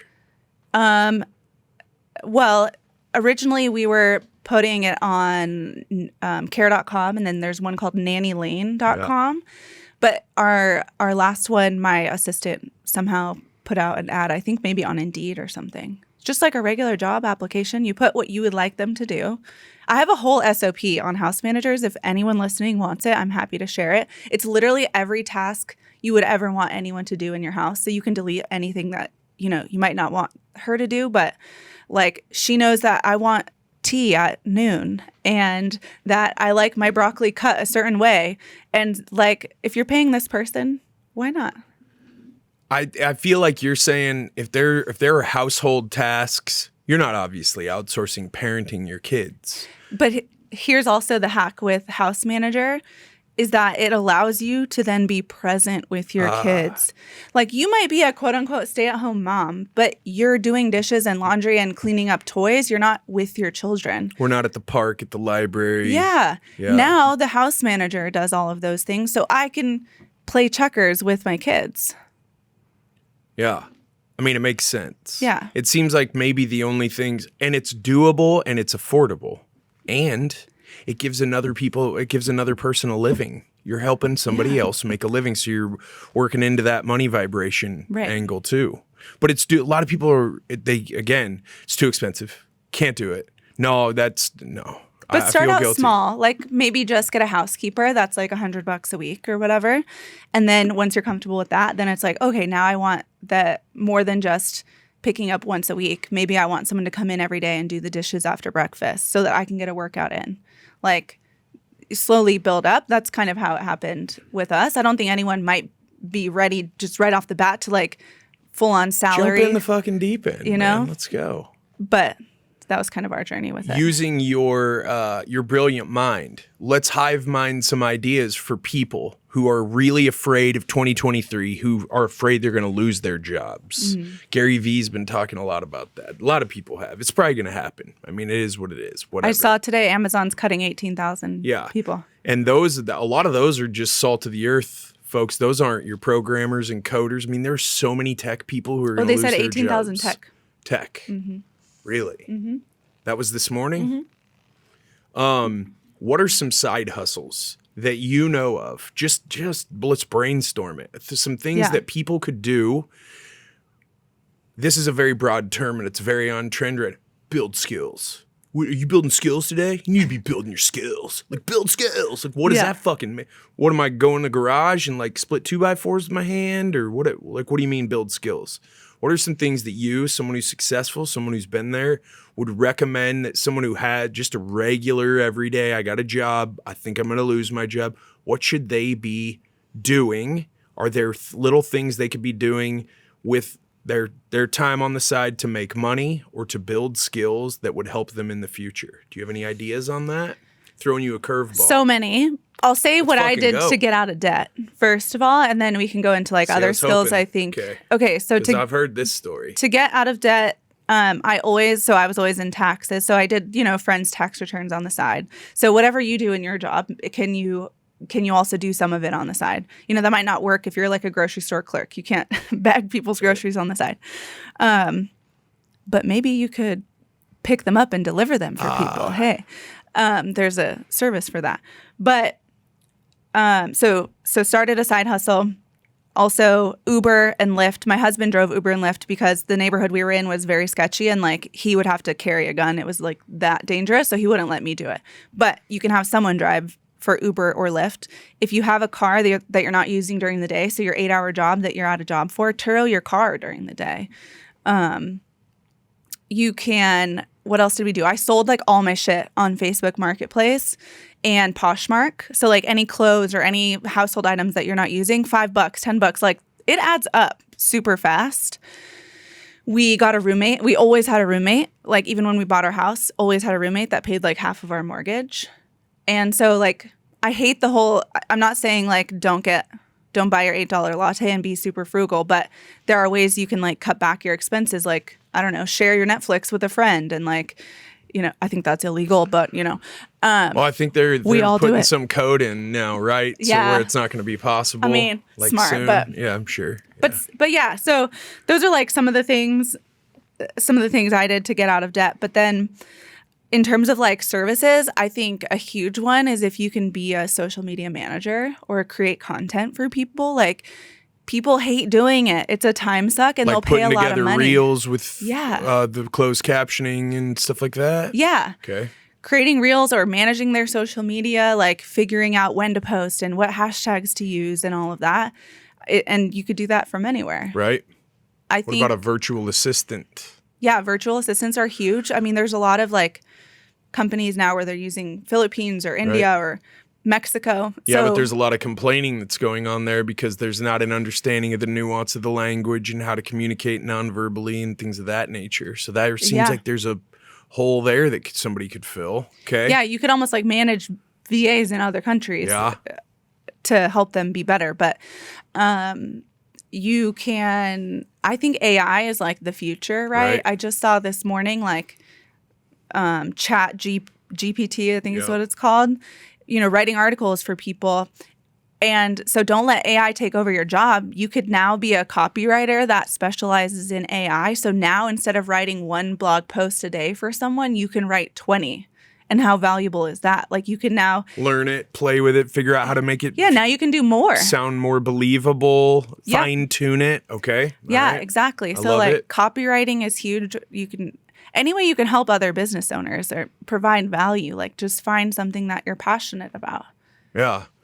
That's a tough one though, right? Find something that you're passionate about. I feel like sometimes people freeze and they've been so closed off from that flow. Mm-hmm. What the flow state is something that some people understand because they do whatever they have to do to get into it because it's awesome when you're in it.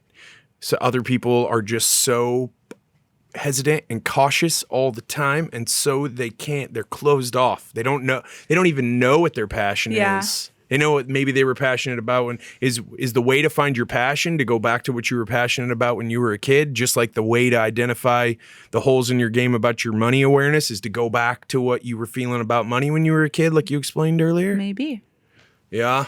And it's funny that I said find your passion, because I don't think that accounting was my passion when I first went into it, but I found why it could be my passion. Like putting numbers on a fucking tax return is not my passion. Well, you don't do that anymore today anyway. No, but You I had did to for a really long time. Yeah, I got And you. what the passion actually is helping business owners so that they can better their lives. And so it might not be very linear or like something you might think of right away. Might be a little ethereal too, Yeah. like kind of philosophic. Yeah. I want to help people get more fit and understand that meditation doesn't have to be silent all the time. Yeah. Or like we had a landscaper who was struggling to grow his business, and he's like, I'm just tired of like cutting people's grass. And we're like, but what is it that you do? He's like, well, I can save people time so that they don't have to do it. Okay. Whose time are you saving? Well, usually guys, right? Because the guy is usually cutting the grass. Okay. Who are those guys? They're dads. You're giving dads time back with their kids. That's your passion. And that's a good marketing angle as well. Yeah. Is like, do you want time back with your kids? Oh, you'll spend $150 Yeah. to get your grass mowed. So it's That those sounds kind like of something things. that you group thought at a mastermind Yeah. for that landscaper. That's cool though, Yeah. because I think that a lot of people do get bound up in the minutia of the everyday of what they have to do for a living to survive. Right. They don't understand how good they actually have it. I had this guy on, he's been on a couple times. He's trained hyenas and hippos, and he's amazing. Wow. Just crazy stories. Rescued like leopards who've bitten off zookeepers' hands and stuff. Like rescued, like so they wouldn't get killed and stuff. And he's from Eastern Europe. Like we don't understand how good we have it here. And that's really cool for you and me to be talking about in this nice, air-conditioned, safe Right. room. When you're out there and you're like, well, but eggs, all I see on social media about is eggs are so expensive right now. Yeah. Well, fucking shut up and go buy a chicken, man. Like there's ways around, there's ways around this. Yeah. But people I think they just get so fearful and bound up in the And the you have little access shit. to eggs. Like, yeah, you can actually buy some.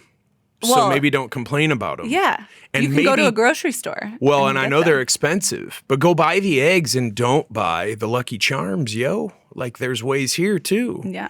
You know how expensive that candy can get and that ice cream can get. Yeah. Like there's things to understand here. But getting to the deeper meaning of do you buy into that? You got to find your why stuff. I think when things get hard and tough, you have to have a why, or you'll give up. Like there were so many times growing a business is freaking hard, and like you're gonna have growing pains. And there were some days where I was like, fuck it, I'm just gonna do it myself. Like having a team is so hard and managing people is so hard. Like I made fine money when it was just me and it like I had no one else to worry about. And then I'm like, but that won't help my bigger vision of like helping more people. What did you So- do then to work through that? Because I've been there. This team thing, people, I've had to explain this 50 times. Yeah. I thought I was supposed to not micromanage, and thought I was attracting good people who'd take care of business, and that's not true, and mistakes are being made, and fuck this, I'm going to do it all myself again. It's most certainly come out of my mouth. Yeah. How did you work through that? Well, But practically, so you got back to no, I'm going to stay on track. I'm not going to throw the baby out with the bathwater. But then what did you do action-wise behind that to say, okay, I got to dial in on the team? Was it I got to lead better? Was it we've got to tighten up systems and processes? Was it maybe I got to micromanage a little bit and make sure everyone is staying on track, especially if they do have like a function that they do every day? Got to be doing this. I need this done. What did you do there to work through that part? I think every time that's happened, there's been like a different issue. So I think all of those things have had to happen where it's like, okay, this is like, I need to be better as a leader. I always think that I need to be better as a leader, but I think it's that like always a white belt thing. I'm just hard on myself. Where'd you come up with that? Do you roll? Are you a jiu-jitsu player? No, but when I was competing in CrossFit, there was a coaching group, and I'm forgetting the name of it. Mike Bledsoe was his name, and he would always say, I love it. always be a white belt, which in regards to like Olympic weightlifting, I competed in Olympic weightlifting of like, you have to warm up with the PVC pipe every day. You're not like going in and clean and jerking 300 pounds off the bat. Like you need to learn how to do it with no weight on the bar. And there's a level of humility to that too. But also, if you want to win, that's what you have to do. Yeah. And you want to win. You're a competitive athlete. You do whatever you have to do to win. Whether it's like, I don't know. I think I'm skipping leg day to day. Yeah. You know, we're going to Cabo in 2 weeks. I think I'm going to just double down on the tries and the traps, you know, do curls for the girls. If you got a game that Saturday, you ain't skipping fucking leg day, man. Right. No, we're staying on track. So then back to the dialing in on the team thing, you're identifying then what it is that made you do the hands up, fuck this moment, and then just trying to figure out, okay, let's tighten this up, clean this up, make this easier. And it's always come out better on the other side. Like we had someone quit with no notice like 3 months ago, but then it made our COO and I be like, okay, how can we like make this better? And we completely restructured the company, and it's like so fucking good. I'm so excited for 2023. But that never would have happened. We would have never had that idea if that person hadn't have left. And it hurt for like a few weeks. It was like I was on calls with clients, which like I haven't been on calls with clients for a long time, but it was like I just had to get in there and get stuff done and make sure things were okay. Fill the gap. Yeah. So I think just knowing that like you'll always come out better on the other side, and having a husband that I could complain to and vent to, I think helped. Have you read that book, The Four Agreements? Yeah. Yeah. In that book, it talks about being impeccable with your word. And I've heard people say, well, you know, you should never take your business tough times home with you because that's bringing the black magic into your house. And I've been like, yeah, but you got to have a confidant, someone who you can just be like, I am literally at the end of my fucking rope. And they're like, okay, yeah, it's going to be okay is the first thing. And then maybe if you're ready, they'll help you figure out a solution. Yeah. Is that how your relationship with him is? Is it that maybe you're not always leading with the worst thing that happened in the day, because obviously you guys are going hard in the gratitude paint, which is good. Yeah. But do you freely talk about the challenges at work with your significant other? Yeah, I mean, I work from home. Like I can't get away from it. Right. You know, and inevitably we just always talk about business. What are you going to do? Go in the garage and have like a real quiet, tough talk? And he's like, hey, what's going on? Nothing. Got to be impeccable with my word. Yeah. You know? And now, I mean, he got out of the military 2 months ago, thank the Lord, after 14 years. But now thank him for his service. Thank you. Yeah. And fucking rugby guys, man. So now he helps in the business as well. So, really? Yeah. So it's a real family business. Yeah. Are there challenges there? I don't think so. It's been good so far? We really like each other. So okay, that's good. Yeah. When you hear people, whether they're at masterminds or it's on social media, even though I know you're not like just on there. Thank you for responding to me, by the way. My social media person's always like, hey, respond to this one. I think this is not a bot. It's possible. It does not look like a Russian bot over here. I do have a very, very weird, that would be a real weird set of interests for a bot to have. Yeah. So it's good that I don't look like a bot. But this is also on trend. There's just no good people out there anymore. I mean, nobody wants to work. There's just and which is, you know, it's a weird deal. You have people quitting with no notice. Have you noticed this weird like ebb and flow of the quality of personnel, or is it a mindset thing because of the cold, or what is like, what's going on out there? I fail to buy into that. That there aren't good people? I think people just want an excuse on why they're not attracting good enough people. Okay.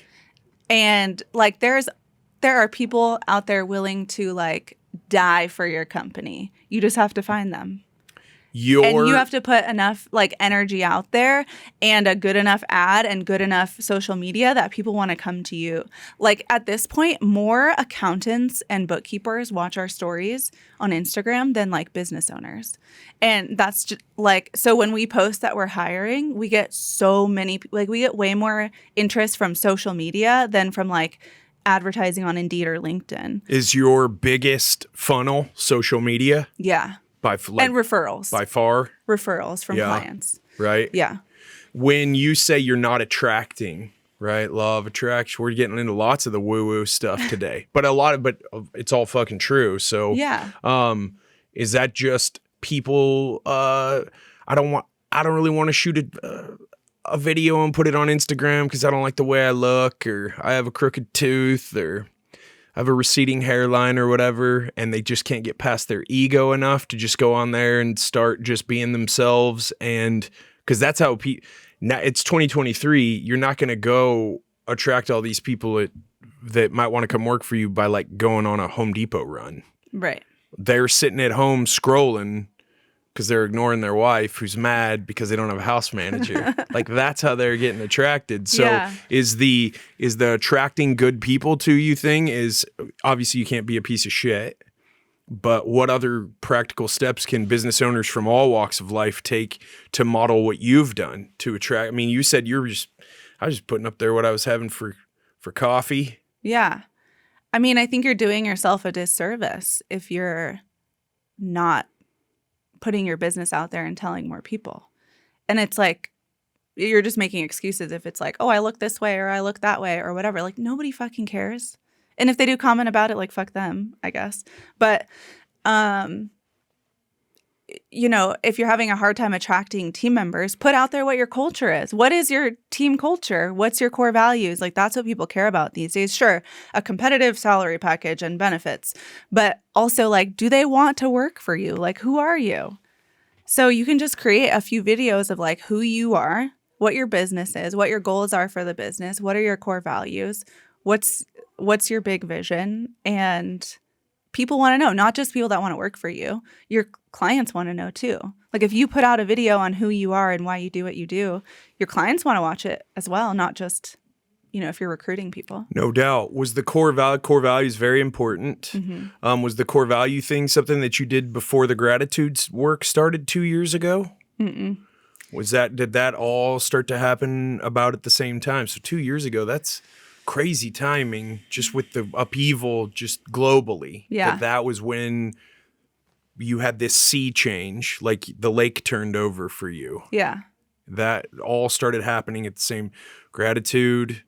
These goals start happening, core values. Did you start off with a bunch? Were these all yours? Was this a team effort that you did with your leadership team, or were you smaller then? So it was just like, we're going to treat people right and we're going to help people not have to pay what they don't owe. And what are your core values? Yeah. So like at first, when it was just me, you better remember them however they're written on the wall at your office. When it was just me, I didn't have any written down because I never really thought about it, because it was like, oh, whatever my values are internally, I don't really have to put them down. Like I just never thought about it.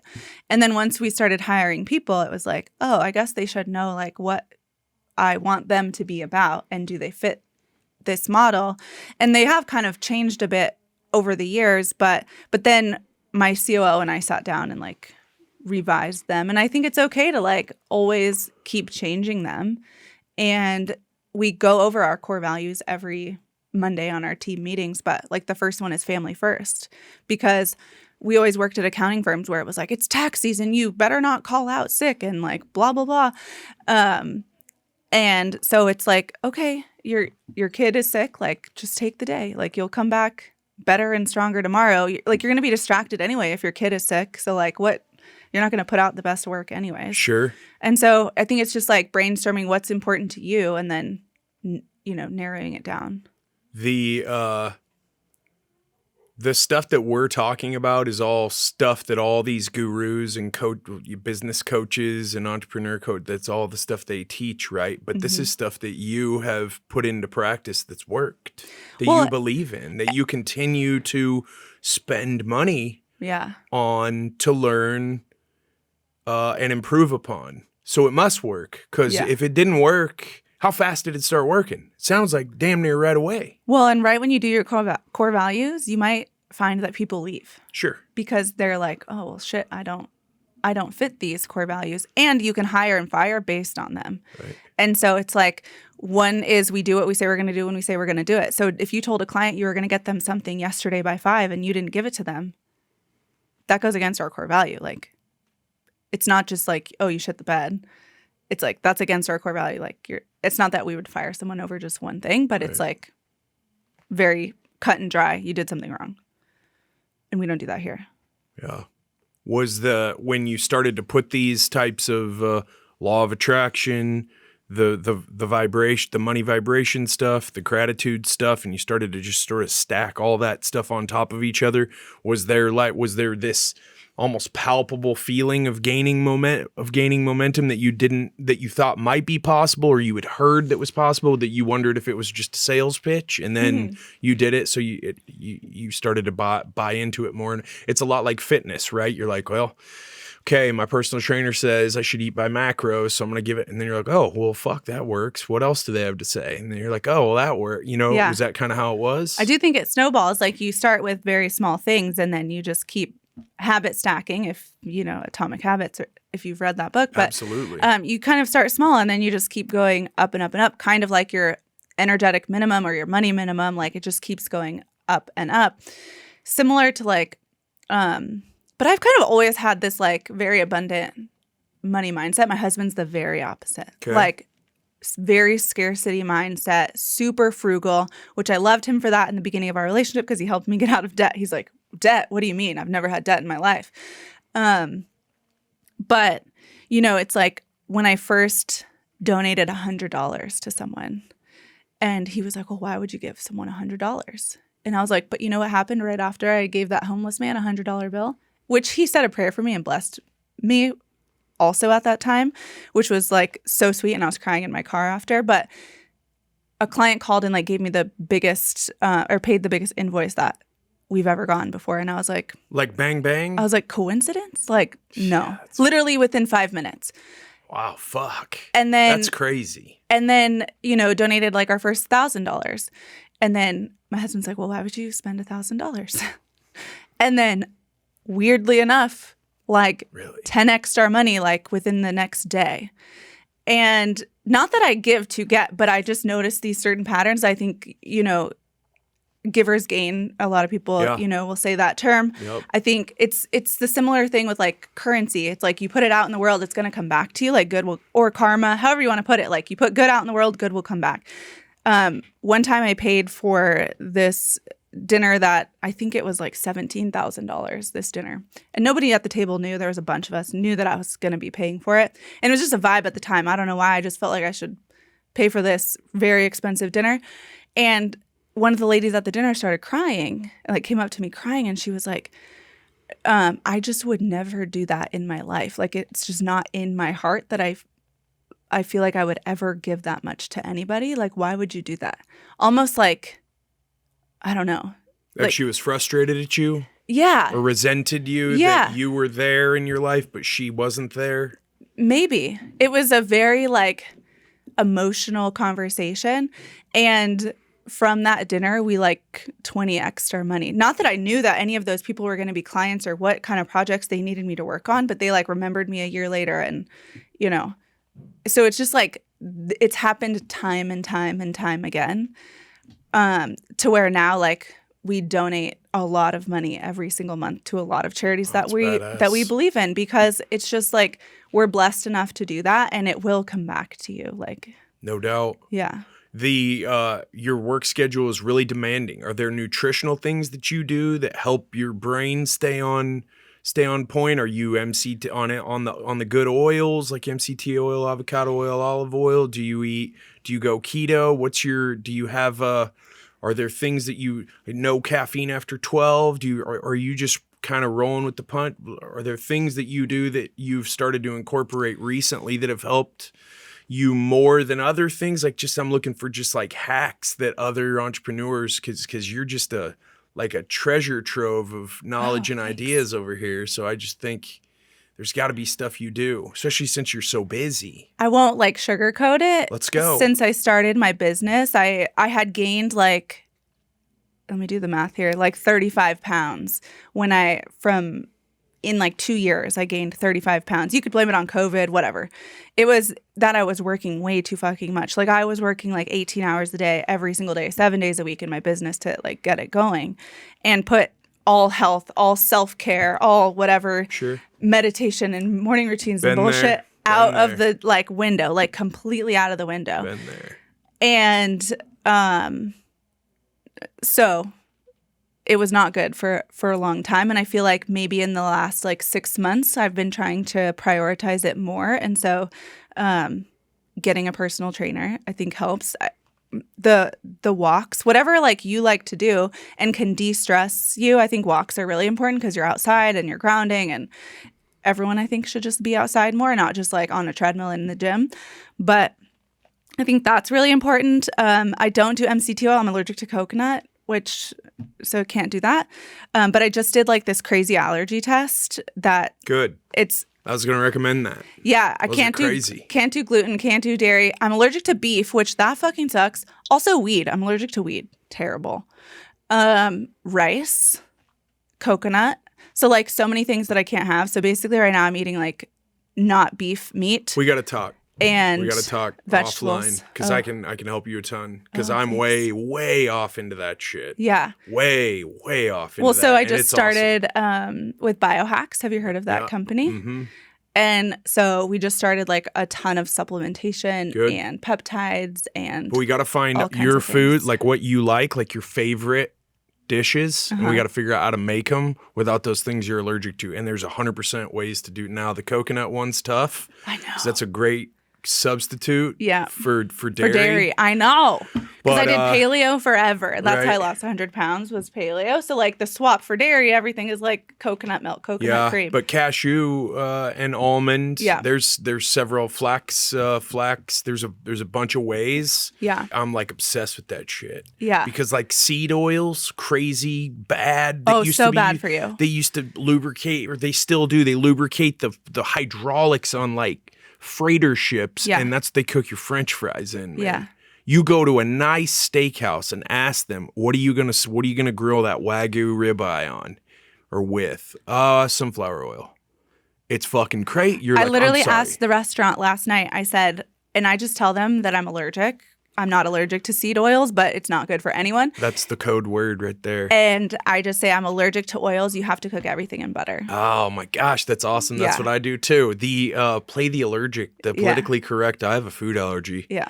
I'm gonna have to come back there and supervise you too while you carve out that hunk of ghee or like cook my they steak cook bacon, cook it in bacon fat, like totally. Yeah. All of this is all of these. Yeah, upping the fats and oils, good oils, change your life. Do a shot of olive oil a day, even if you just put it in with your food. Even if you can't do a whole shot at a time, do a half at a time. Boom, that's a badass hack.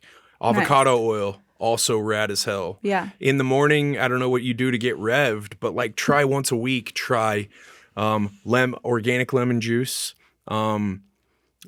Apple cider vinegar, and then a little bit of cayenne with hot water. Just try that. There's no caffeine in that, and your body, it's better than the best coffee or nootropic you've ever had. It's insane. I can't do it every day, or I get real. That apple cider vinegar that's a mama bear. Yeah. But if you put enough water in there, it waters it down. That's a really good hack too. The fitness thing in entrepreneurship, you're like, well, I got an hour here, and we're with that hour over the next, if I put these 7 hours and these 7 days together, I can either make payroll and we can grow, right, or not. One thing I've been realizing is that things are getting better as I'm taking more time for myself, whatever the hell that's supposed to mean. And that's a really tough one, especially because I'm just so competitive. And I have started to reframe all that. I don't play rugby anymore or fight anymore, but I'm just like, well, I'm training. Yeah. Like this is, you know what I mean? That has helped me immensely. Like, I don't want to do this workout. And I'm like, yeah, but the other guy, he feels the same. He thinks he's going to get further than You are, because he's going to keep making calls or recruiting people or whatever. So go do what he's not, like, do what your competition's not doing. Fitness thing in entrepreneurship, something that I think a lot of people struggle with. Yeah. Because like the life of your baby is on the line every day. Yeah. You know what I mean? Yeah. And you're like, well, but it seems a little ludicrous to be like, yeah, at 4 today, I'll be unavailable for 1 hour while I'm crossfitting or carrying a sled, dragging a sled across a cricket. I drag these weights across this cricket field where I live. There's cricket. Nice.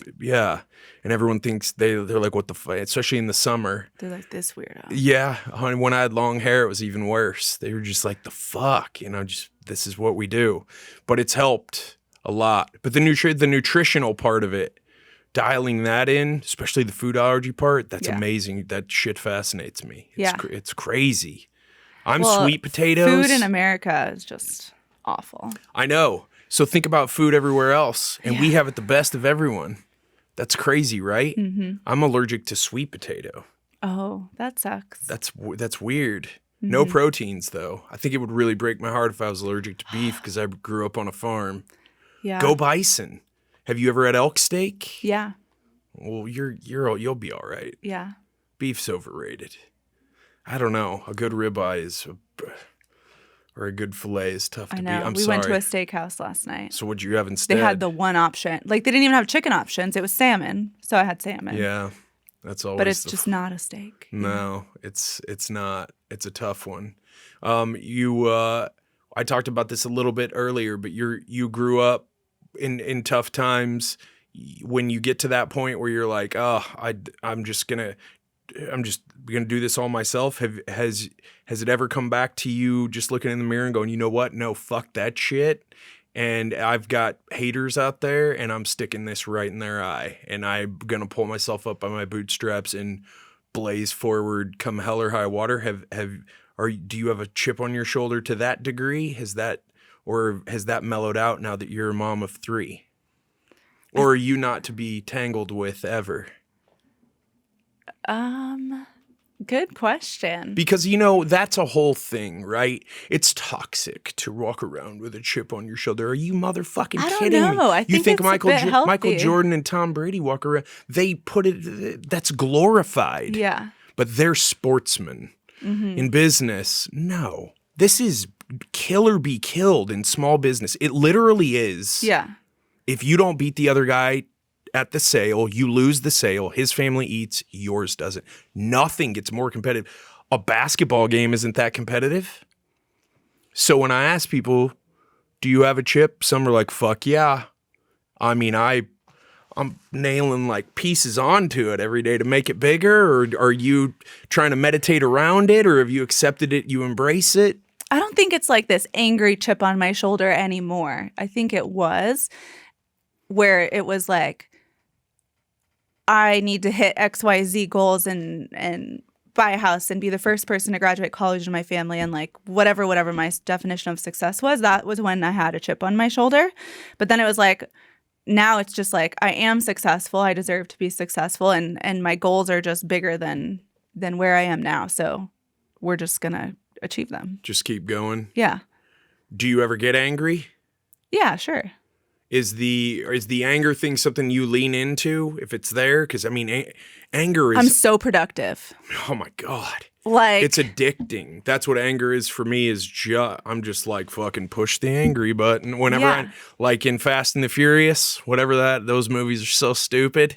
They're racing. We watched all 9 last summer because, number 9 came out and my daughter hadn't seen any of them. You had to catch her up. And so we watched like all 9 in a weekend. It was terrible. I was like, I don't remember them being this bad. They're worse than bad, but they're always pushing the button, right? Whenever they're at the end of the race and they can't win. Man, that anger, so powerful. Yeah. No, super productive. Like, you can always tell when a woman is pissed because she's cleaning. Like... feverishly cleaning, right? And so I don't know anything about that. And so now I feel like I'm always like making a spreadsheet when I'm mad, and it's like projections and where are we going and how to fix this and like At least you're channeling it though. Yeah. That's awesome. I mean, if you weren't supposed to have that emotion, you wouldn't have been created with it Right. or evolved with it or whatever. I mean, it's part of what keeps you alive. Just like if you weren't supposed to have that desire and that goal, it wouldn't have been given to you. And so when people do say, who are you to think you deserve? Well, I'm Jesse David Marshall. That's who I think I am to deserve that. Yeah. And I'm really sorry that you must not have the self-worth to think that you deserve better in your life either. Mm-hmm. But if you hang around with me long enough, I'll get you to where you do think you deserve it. Right. Is that deserving, though? That's something that what do they call that? Survivor's guilt? Or what's that? Survivor's remorse or imposter syndrome? I don't think I deserve this. I don't think I've gotten here, but I don't think that I should have. Maybe I got lucky or whatever. Is there any part of you that on the daily is working to deserve the success that you've achieved and the success that the greater success that you expect to achieve? Like, I'm gonna get dialed in on the fitness better. I'm gonna get dialed in on the being more organized, or this is my shit. I'm gonna get dialed in on like my sleep is terrible. Mm-hmm. I mean, well, maybe you should sleep inside. It's better outside. That's when it's like I'm in nature and it's just better. And those are the things that I feel like if I work on those as I become more successful. I mean, when I hit my goals, I think I've been kicked in the nuts so many times that when I get there, if people are like, you don't deserve that, I'm going to be like, bruh, you have no idea. I mean, I do. But are there things that you're doing, or is that not really something that's on your mind? It's weird. Like imposter syndrome comes up on some things and not on others. So like success of the company, it never really comes up because I'm like, we're providing value to people. So why wouldn't we be successful? But then when it comes to like writing a book, which is one of my goals, I'm like, well, who am I to think I can write a fucking book? Audio notes, man. Just So start it's weird. going for it. Oh, for sure. Like it'll be dictated and Yeah. but it's weird that it comes up for some things. Sure. And not others. People who are trepidatious about 23 and I mean a lot of layoffs, don't make any big purchases. You see these billionaires giving out this like they're coming down from the mountain with the 10 But are commandments. they even listening to their own advice? No, man. They're just telling people how to behave. Just like your favorite politicians. Yeah. Yeah. What are some things that you can say to people that might give them a little bit of a respite from the anxiety of it's going to be horrible this year? Like, what can they do in their lives to control what they can control 100%? Because, right, so much is out of our control every day. But if you controlled everything you could control down to the last punctuation mark completely, life changes then, man. It really, really does. Like everything. Like what I watch, what I listen to, what I say, my thoughts, what I eat, what I drink. Is that the hack for people who have so much uncertainty going into this year? Because I really noticed it, man. Monday was a weird day. Like some people were back to work, not just in the world. Tuesday, man, some of the craziest shit that I've heard in this business. I've been doing this since 96. Happened on Tuesday, I think, because so many people were coming off this long break. Yeah. They got all this Christmas debt. Yep. They might lose their job. They're hearing all this shit on mainstream media and they're scared as hell. And there's just hell breaking loose everywhere. I told the team, I was like, yo, today's going to be a tough one, I promise, but we're going to make it through together. But do you have words of wisdom? Words from you mean a hell of a lot more to me as just a regular old dude than words from Jeff Bezos or Warren Buffett about not buying a new car or whatever, because 23 is going to be tough. What would you tell people if they told you, I'm scared, 23 seems like it's going to kick my ass? I would just say, like, again, kind of woo-woo, but like whatever happens is supposed to happen. And it's happening like for you, not to you. So you lose your job. Okay, maybe now you can get an even better job. Or now it gives you the fire under your ass to start your own business. Or to find a different hobby, to find a different passion. Or now you have more time with your kids. So like, I don't know, people worry so much about losing their job that it's like, maybe that's a blessing.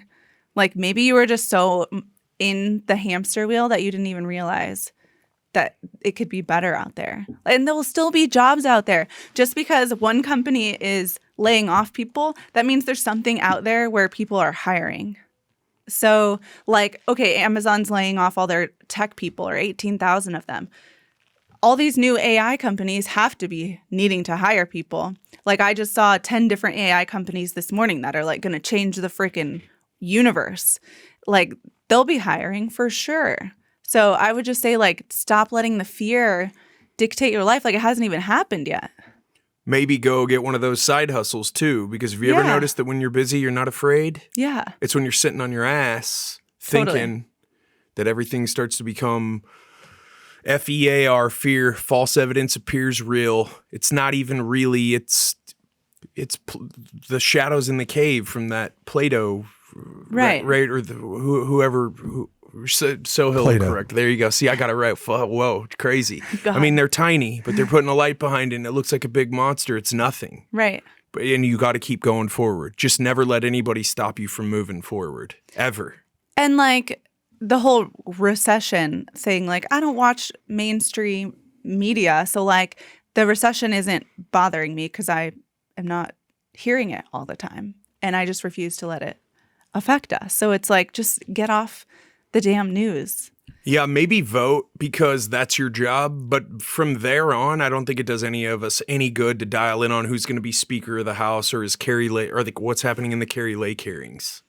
That's all fucking wasted time. And it's all bullshit. Yeah. And it doesn't matter what party they're from.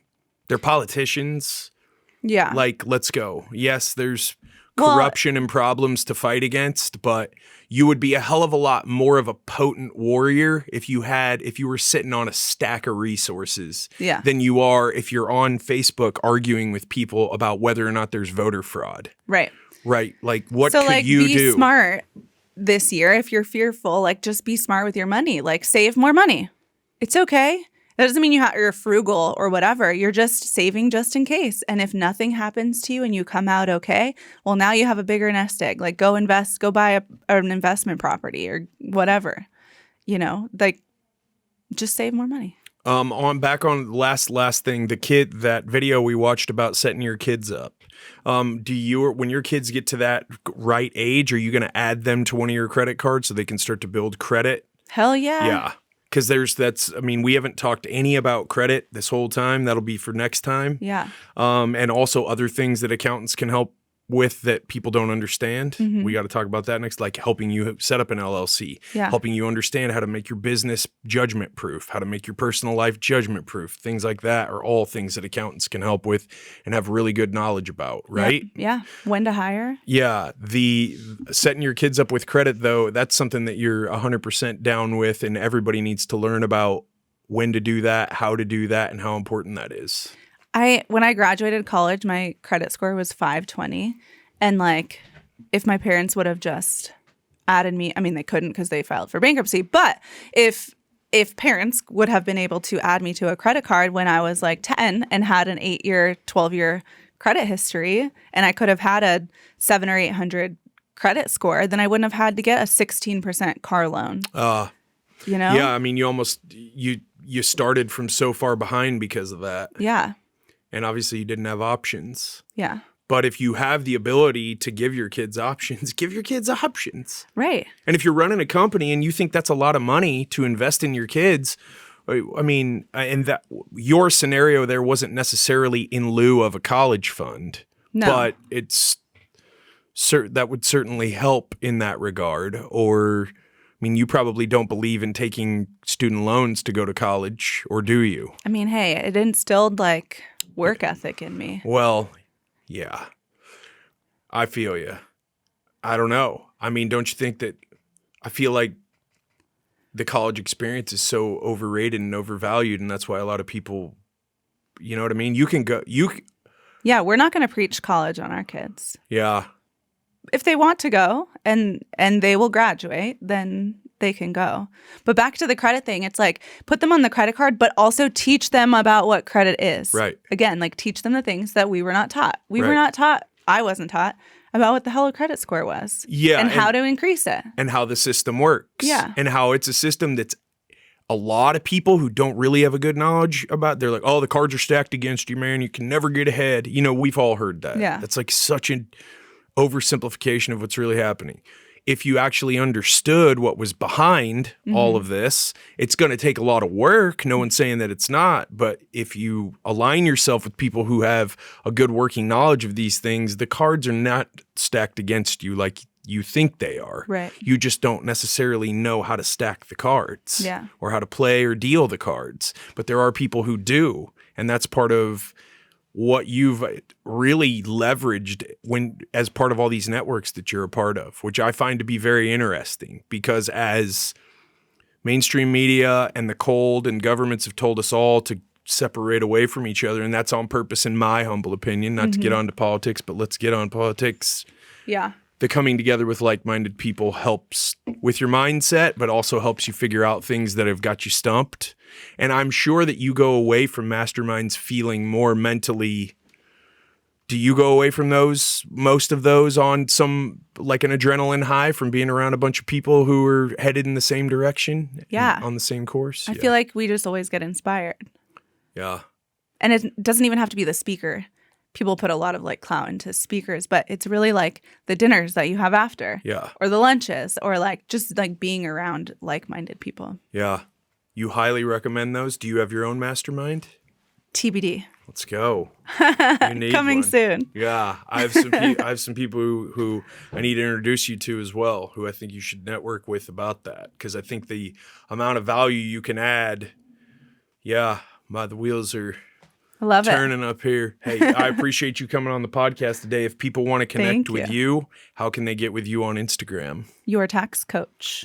At Your Tax Coach on Instagram. Anywhere is Your Tax Coach, yourtaxcoach.com. TikTok has dots in between your.tax.coach. Funny story. I actually have Your Tax Coach on TikTok, but I don't know the password, and it won't reset. Oh, no. So we're just stuck with the your.tax.coach. And it's an awesome handle. How did you just thought of it back before anybody else did? So it's because I was a CrossFit coach, and then I was a birth fit coach, which is like a rehab after having kids. Really? And then, so then it was tax coach. You've always been hustling. Yeah. That's a great handle. I had a lady on who's a functional neurologist, because I'm way into concussion rehab. Oh. And her handle is the Brainfluencer. I have to connect you with someone too then. Okay. Awesome. Hey, thank you for coming on. Thanks. You are awesome. I appreciate it. Yeah, thank you. Well, that was fucking badass. I hope you enjoyed it as much as I did. Man, it is an absolute honor to sit down with other people who live their lives in a DIY way, who live a fearless, passionful life. I hope that you're living that type of life. If you want to start your own business, start your own business. If you want a new relationship, go get a new relationship. Let's have you be the best you in 23. Because that's what it's all about. It's a new year, new you, but that starts with the little tiny things that you do every day to improve upon yourself. Be that person who you've always wanted to be, but you have to take that action. I hope you enjoyed the podcast. I love doing them. Hit me on Instagram anytime at Jess from the Northwest, and we'll see y'all next time. Hey, what's up? Thanks for checking out my videos here on the Jess Marshall YouTube channel. Be sure to subscribe for sure. Hit that bell. Press that button to watch the next video. If you got a question you have about any of the topics I bring up in the videos, drop a question below, and we'll be sure to get an answer back to you ASAP. See you on the next one.